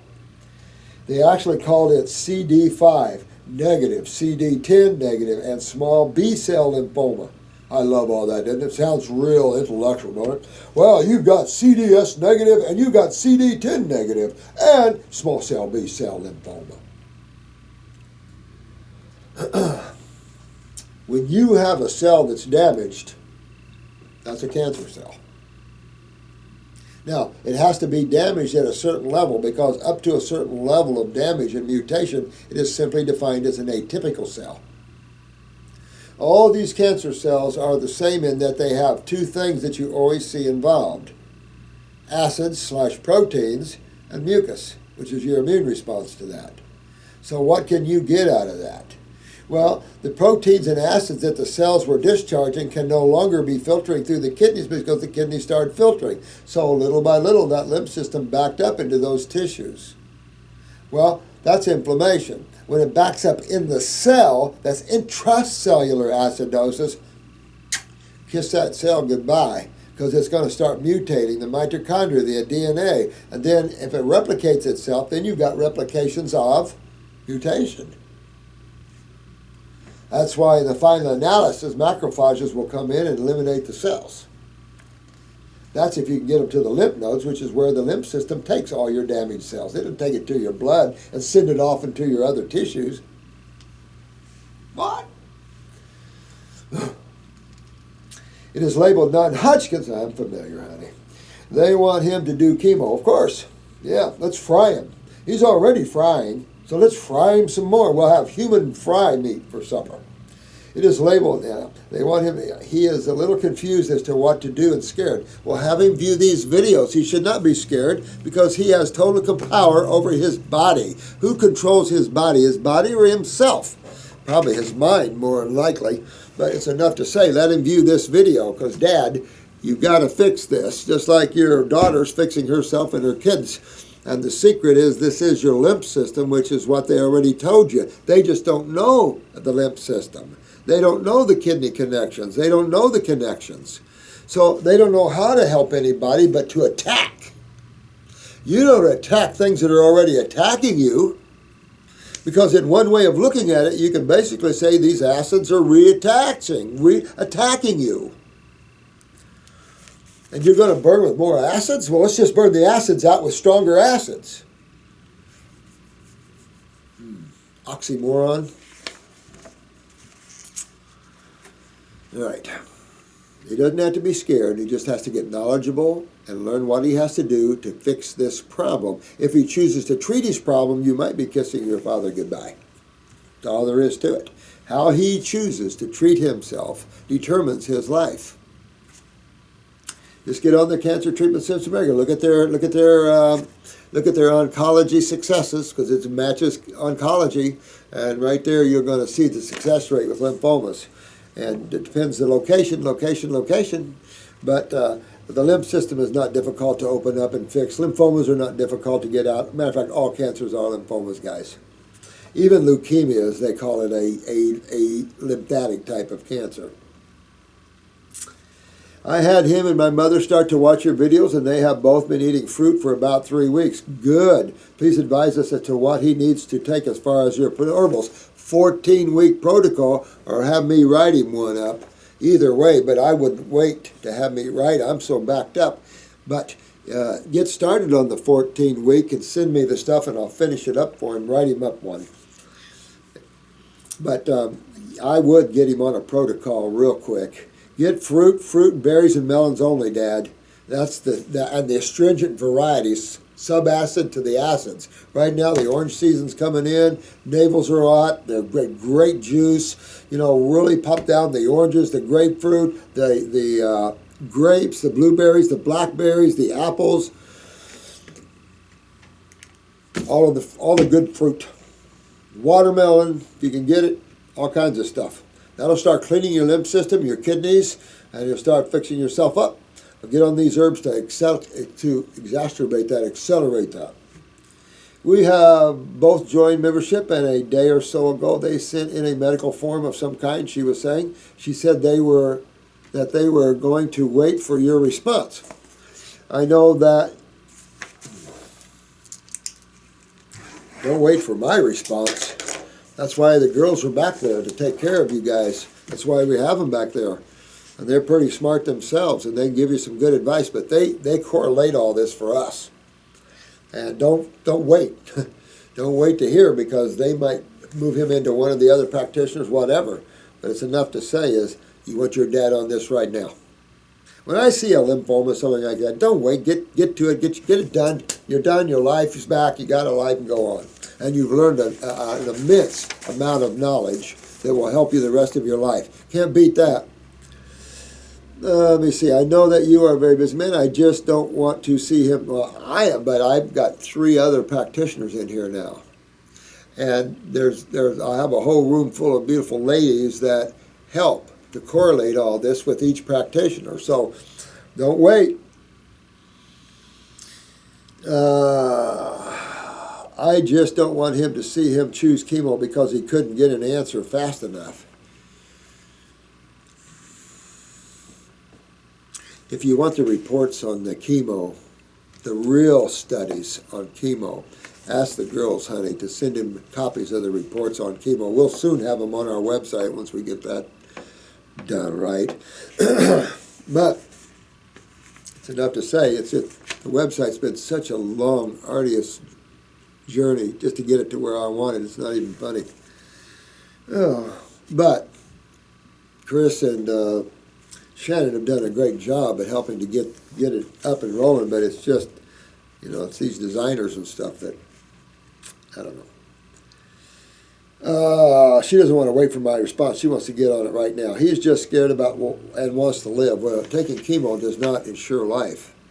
And you have to realize that, Dad. All the studies show the opposite. Even the one at Harvard shows that if you do nothing, you live, what do they say, 3-4 times longer. CBS did a special on prostate cancer, found the same thing. And another study showed the sooner the diagnosis, the sooner the treatment, the sooner the death. Oh, yeah. It's not the sooner the diagnosis, we can get it then. No. That's bullshit. The studies don't show that. The studies say the sooner you detect it, the sooner you get treated, the sooner you die. It's just a mess. You can't treat, when you're at this level of intoxication, of autointoxication, of lymph stagnation, of acidosis. You can't treat that. You've treated your problems all up to this point. You're at the point where you can't treat anymore because that topples you over into death. It's time you fix things properly. To fix things properly, you have to understand what's up. And what do you do every day, at least 3-4 times a day, if not more, is you eat. What are you eating? And what kind of chemistry is it yielding you? You don't expect the medical doctors to know that. It's not their field. They're not chemists. They're not people that understand that.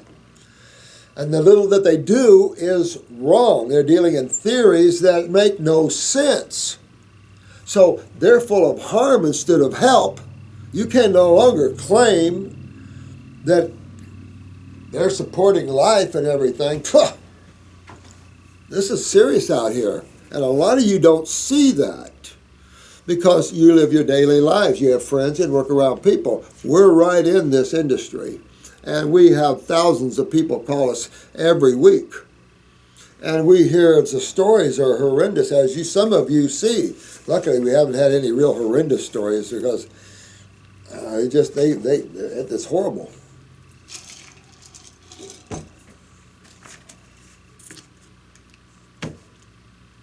I have told him they use homeopathic and traditional to help him heal the whole body. This is the craziest thing I have ever heard of. How do you heal the body with poison? You don't. What herbs should you suppress, though? And sometimes suppression makes symptoms disappear temporarily, and then the blowback. And the blowback is not fun. I see it every time. People come in every day to us with their blood work and their cancer markers, which were down to 1 or 2 or 3 or 0 on chemo, and now they're jumping up. It's the blowback, and it's always there at one time or another. If you don't, you're one of the very, very few lucky ones. It's not enough to have a few lucky ones that survive all this to make it worth its while. You're going to Las Vegas betting on about 3 to 5% survival rate of most chemotherapies. Some oncologists told me he had a 65% cure rate in this specific type. It's like, excuse me? And we were talking about studies. He said, well, we have our studies. Well, we've seen your studies. Our studies are non-biased studies. And when you want a study, you want a completely non-biased study because you don't want a study done by the medical community. Are you kidding me? 60 Minutes already dispersed that one by saying who pays wins. They did a whole segment on double-blind studies, and the outcome was not good for the medical community. Okay, how do you feel what herbs should he get started on first? Maybe the 14-week plus the lymphatic formula. 14 is loaded with lymphatic formulas. Get on the 14-week protocol. At least do that now. And then double back with 2 more kidneys. That's already in the protocol. 2 kidneys are already in the protocols.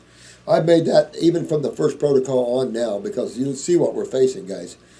That seems like the way to get cleaned out. You're right, honey. You're got a good focus here, dear one. I plan on contacting you or Marcy for my T1D children. Another question, is it safe for a child of 4 to use all the herbs? No, go slow with them. It's okay to use the Fab 4 or 5. I've had kids this age on a lot of them, but I would do that in the upper circuit, brain, and nerves. So you got 4 basically of the basics: kidneys, endocrine glands or adrenals, GI tract, and whatever. Then you have the upper circuit, brain, and nerve. So that would be helpful like that. Are there any of the formulas that I should not give him? I wouldn't give him lymphatic 5. Anything that has the blood and the poke root in them, real strong stuff. Thank you for your time. Oh, you're welcome, April. Thank you for your questions and stuff. Get your family healthy, honey. But this is just, these, are, for you younger people, your parents are going to be in trouble. And you're going to have to help them. It's funny, now the young people have got to help the older people when it should be the other way around.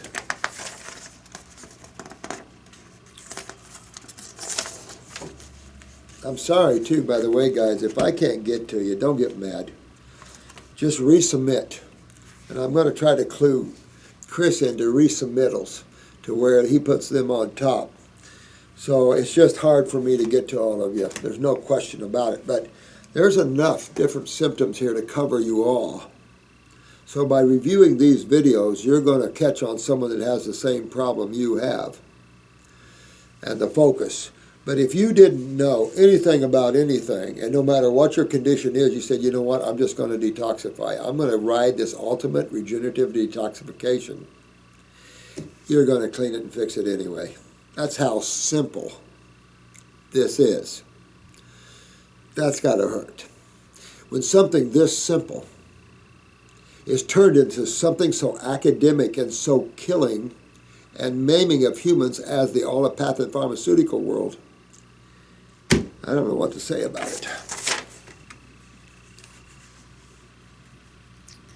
I follow your video. This is Houry.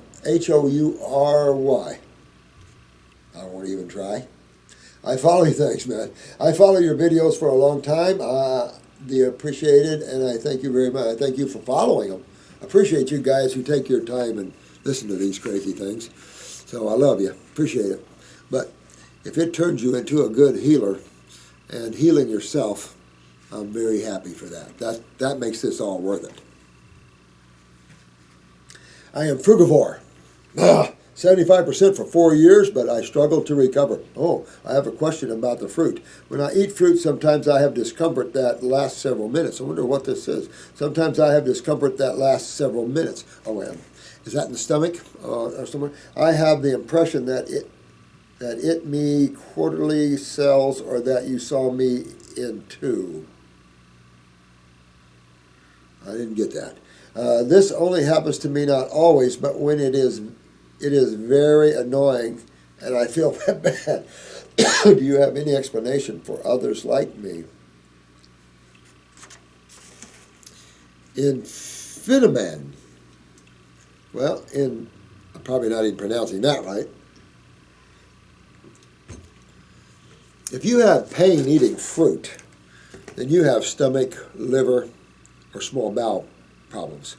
Probably, acidosis and things. But fruit's real strong on tissue. They're astringent, the astringent fruits. The sweet fruits are just good old lovers, but you get the astringent fruits, they're a little strong on the mucosa. And if you've got some serious inflammation or acidosis in the tissue somewhere in the stomach or liver somewhere, you can get a little pain from that, a little discomfort from that. So I'd probably get on the stomach and bowel number 1, get on my kidney formulas. If you can get on the GI Broom, do that. Start cleaning myself up a little bit. Go through a little liver gallbladder cleaning, pancreatic cleaning, or clean myself up, detoxify myself up. Keep with the fruits. See, notice what type of fruits causes that. Might avoid those kind of fruits. It might be like pineapple or some fruit that's way too acidic.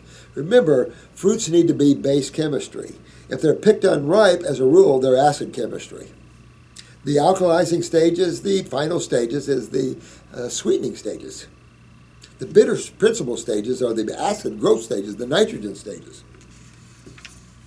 So you always want good ripe fruit. That's some of our problems that we all face. You notice that? We all face these sort of problems. And getting good fruit, the tropics are where it's at. It's where it's at in beauty. It's where it's at in the weather for humans. It's where it's at in our food.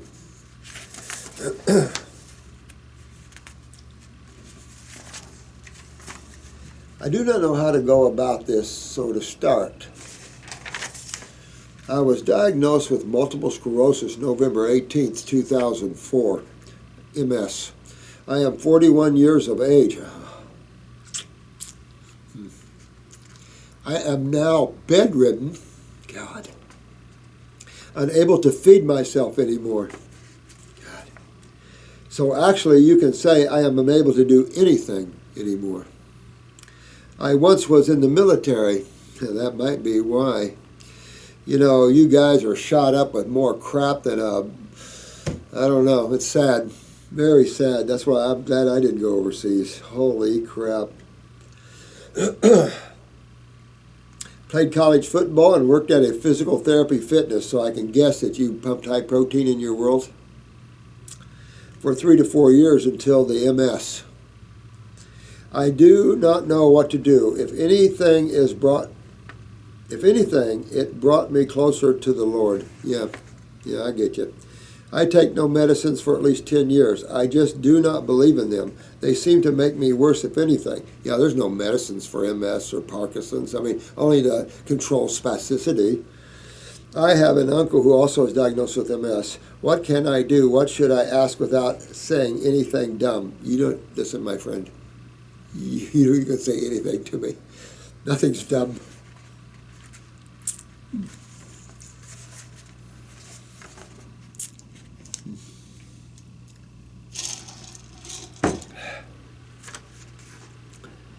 Where should I start? How do I go about asking you where to start? You don't have to ask me, I'll tell you. I've done so much MS in my life, it's not even funny, my friend. Lou Gehrig's with it. Without acting like I am just depending upon you, you can depend on me all you want. I got broad shoulders, my friend. I was sent here to do this. So my shoulders as broad as the divine. I've got a lot of help. I do not know what things to tell you about. You don't have to. I already can tell you. That you would need to know. You don't need to, my friend. All right? I already know where your problems are. I almost forgot. I heard about you from a former patient of yours who is doing very well now. I also forgot to mention I am 5'8" to 5'9" inches tall, anywhere between 155 pounds to 160 pounds. I was told to look at that. I might deal with Lyme disease instead of MS. My name is Gary. Canton, Ohio. Would you have any interest dealing with me? You don't have to ask me that, man. Of course I'll deal with you. Why wouldn't I? You're more why I'm here than anyone else. Okay. So I don't know whether you have brain lesions or not, doesn't matter. But two particular places are involved in your case. The adrenal glands big time and the cerebellum. This is your equilibrium dizzy mobility center. It also affects your vision. So let me say this for sure.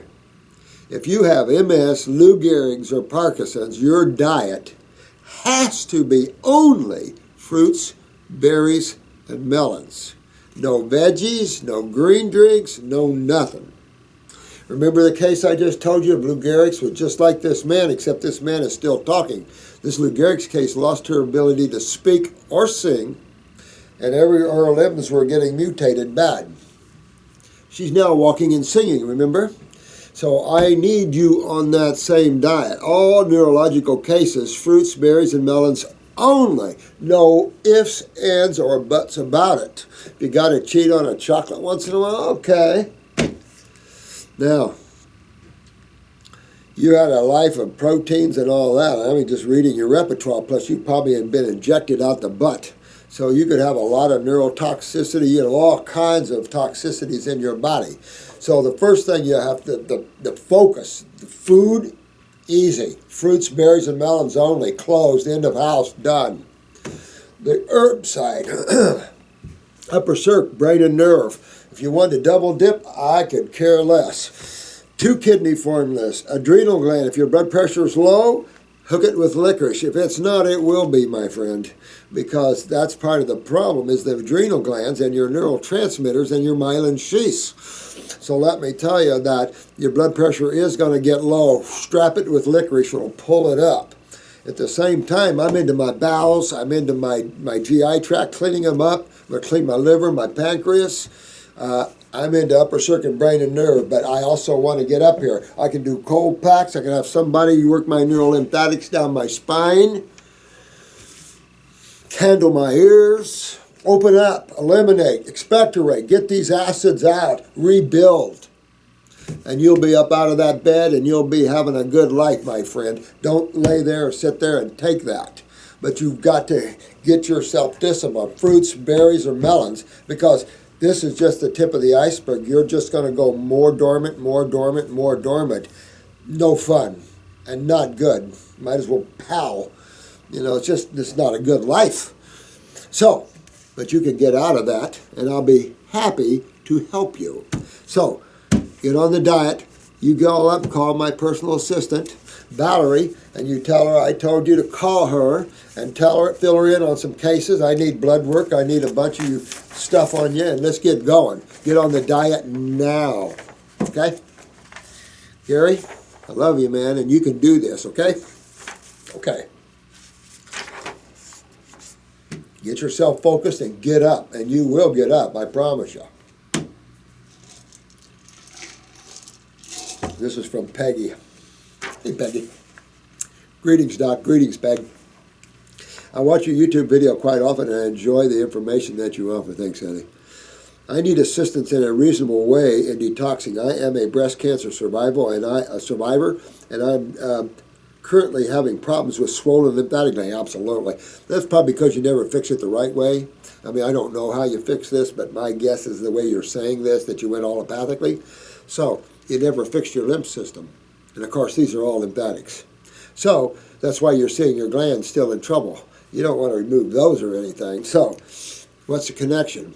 Kidneys and adrenals. So, you want to get on there. All fruits, go after this like you're going after you had it. You're going right in and you're going to get these lymph nodes filtering. You're going to get all this sewage filtering through your kidneys again. You'll pick up your nervous system and your steroids through the adrenals. Clean up your GI tract. You know, honey, go after this and fix it, because you'll pop another tumor somewhere. I'm telling you, you haven't fixed this yet. You've only did, but I'm guessing, forgive me, but I'm guessing medically, and I didn't fix it. I didn't fix anything. So now you've got to go in and fix this problem. Or like I said, these nodes will swell, and then the cells on the other side will get broken down. Remember, lymph nodes are just septic tanks where groups of cells feed their waste into. And then from the septic tanks, the bacterium and the macrophages, then everybody's heading toward the door, skin or kidneys. Or, if they're blocked, any other hole, vaginal, eyes, ears, nose, mouth, belly button will do. Nipples, you'll start leaking everywhere. You know, when the body gets full, you can imagine that, right? I've had chemo. I am not going to have it again. I mean, it's your life. Because I know how congestive heart failure, because I now have congestive heart failure because of it. So I would like to get some direction, and I could purchase the items online. Thank you. Yeah, well, it's not about purchasing things for me, my dear. All right, now, you did the chemo. So what you've done now is burnt yourself inside your body massively. So now you've got to go to the healing side of chemistry. You've got to step out of the acid doorway. You're living in the acid world. You've got to move yourself into the base dominant world. That'll cool you off, energize you, heal you, get your kidneys filtering. So fruits, berries, and melons only. Maybe a salad occasionally. I mean, it's, you know, but you don't know whether you have cells broken down, other cancer cells in the body. The chemo creates cancer cells. I mean, you're using the same type of chemistry to treat as what's causing the problem. That's one of the biggest oxymorons that our society buys into I've ever seen. I'm amazed that chemists haven't stood up and said, you guys can't do that. But the chemists are silent, except for us. So I want to see you get past this.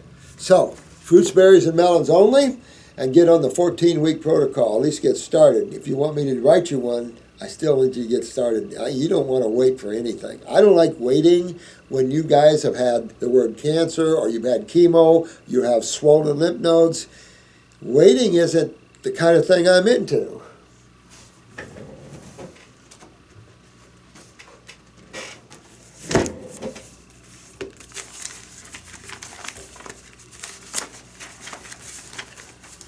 Yeah, we got some, yeah, I hope that picture didn't get lost at class. I wanted to show you some pics of people who waited. Here's one. Oh, God.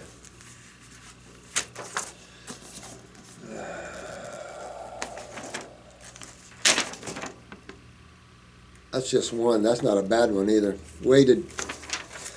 I got a real bad one. Oh, here it is. I'll show you this one. I'll show you this before. This is one the medical doctor said, well, we'll just watch it.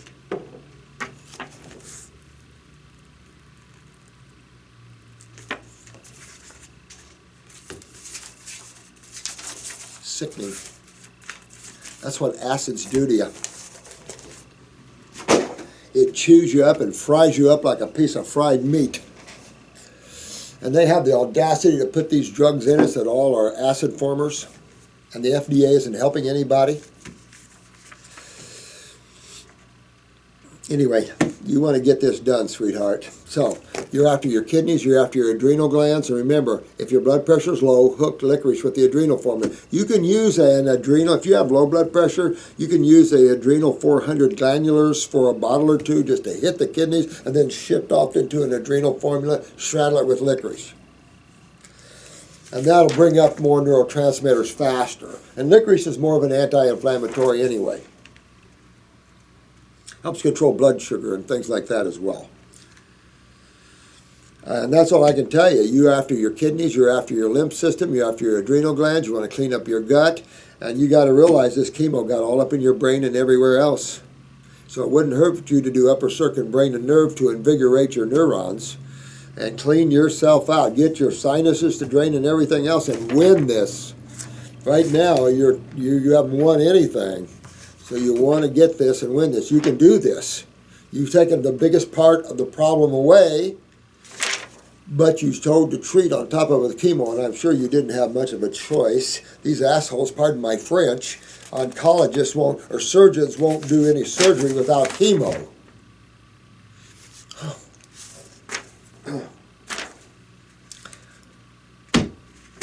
I don't have much good to say for people like that, because they're killers. And I just don't have much good to say about that. And I apologize for those that offend, but you don't see what we see. We see these kind of pics all day long. After a while, it doesn't become funny anymore. You know, and I've had 43 years of this. So I try to keep it light, but it's just, for spiritual people, it's just sad.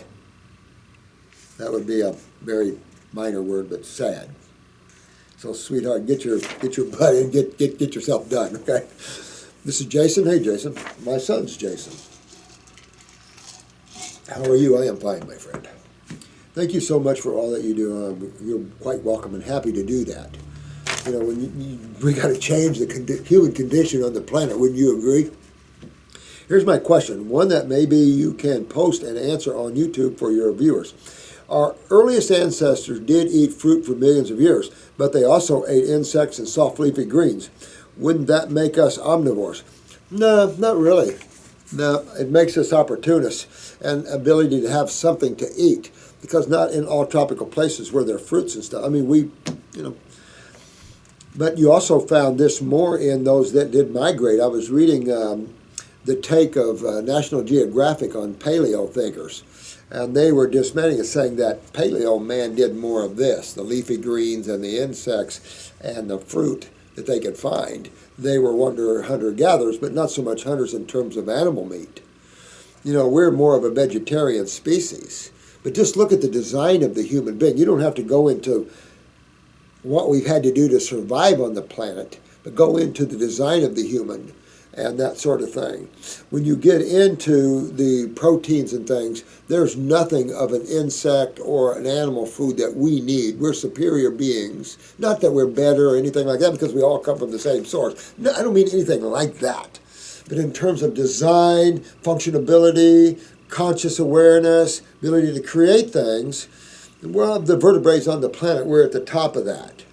So you would think then we want to do better. There's no need to eat an insect. I see primates on islands that eat these they're like little clams that grow on the rocks, because they're trapped on this island. They whatever fruits that are in season, and then they've got to go hunting for something else.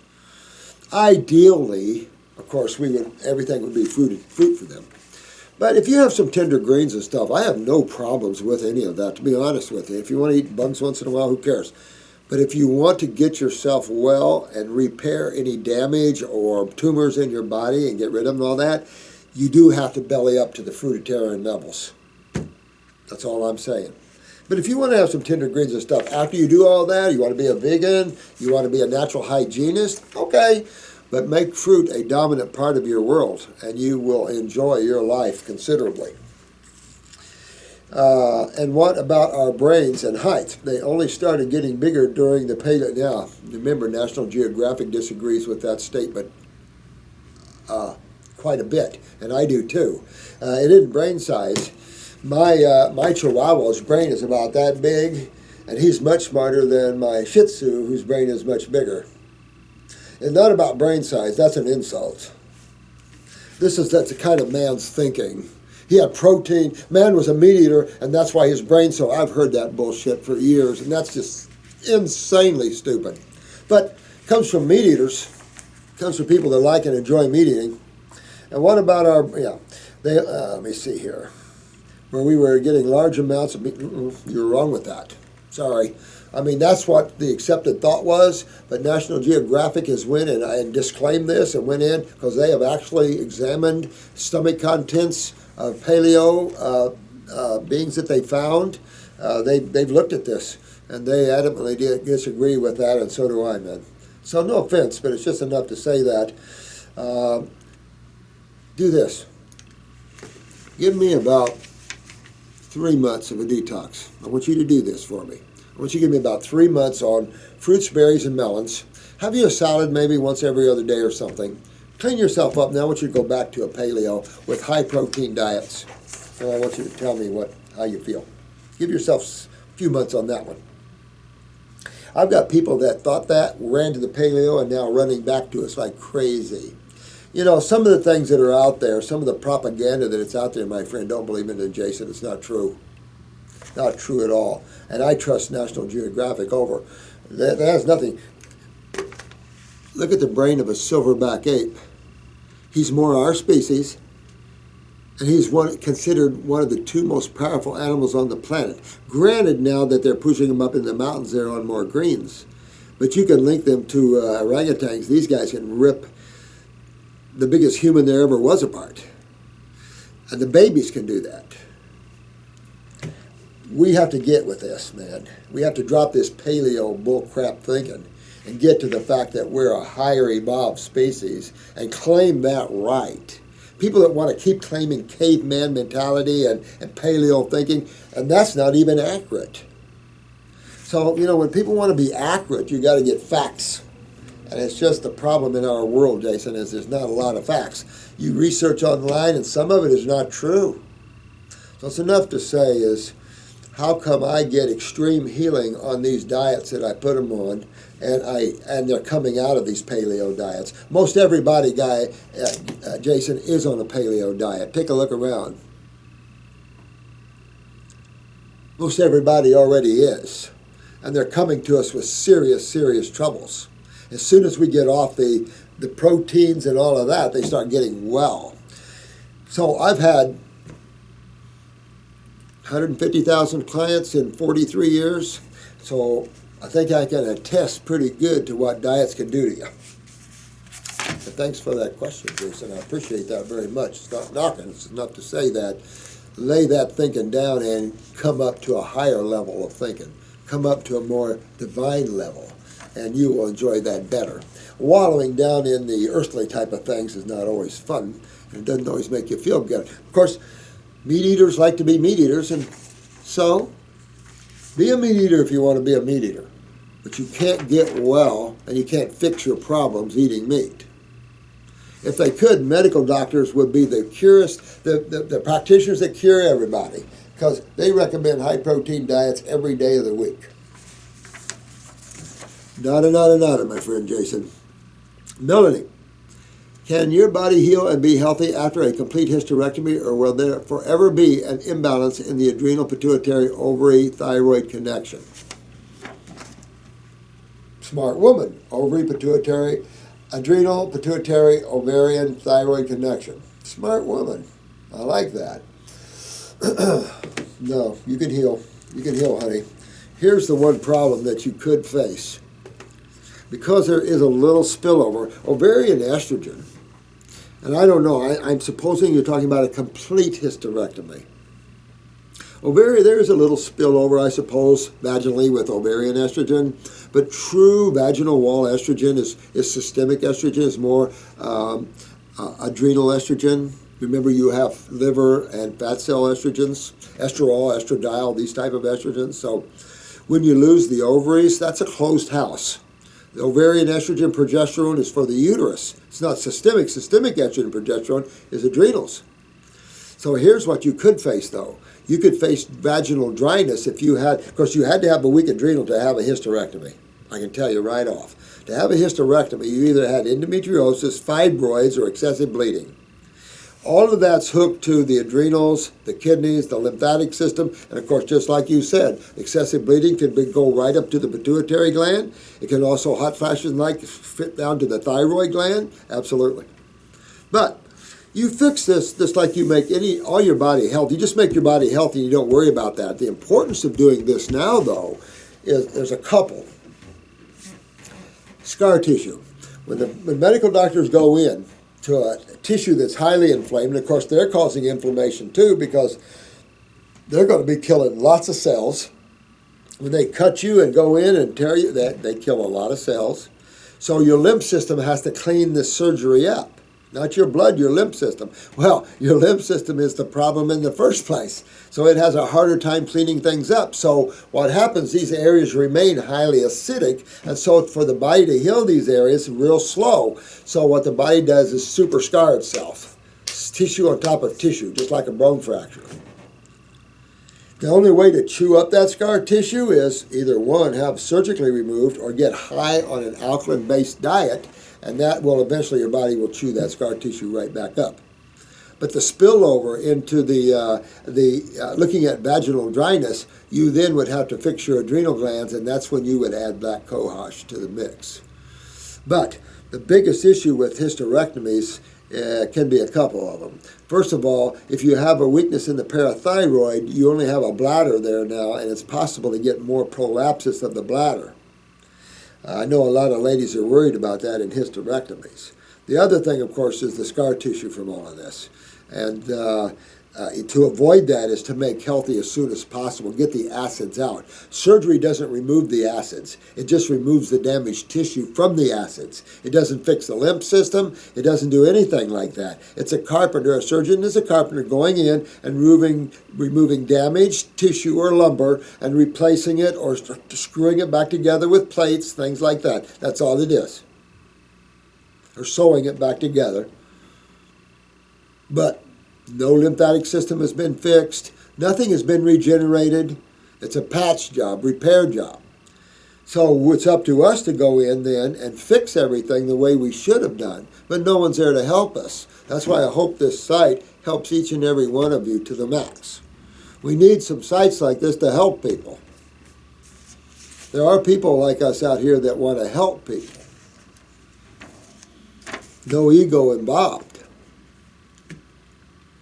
But yeah, your body can get very healthy. But if you have, again, if you had a pituitary weakness which created excessive bleeding or created menses problems, I would fix that too. I'd get up there, go on the endocrine gland formula, take a look at that, take a look at your height. Did you have irregular menses and stuff? See if your pituitary is involved, and then fix that.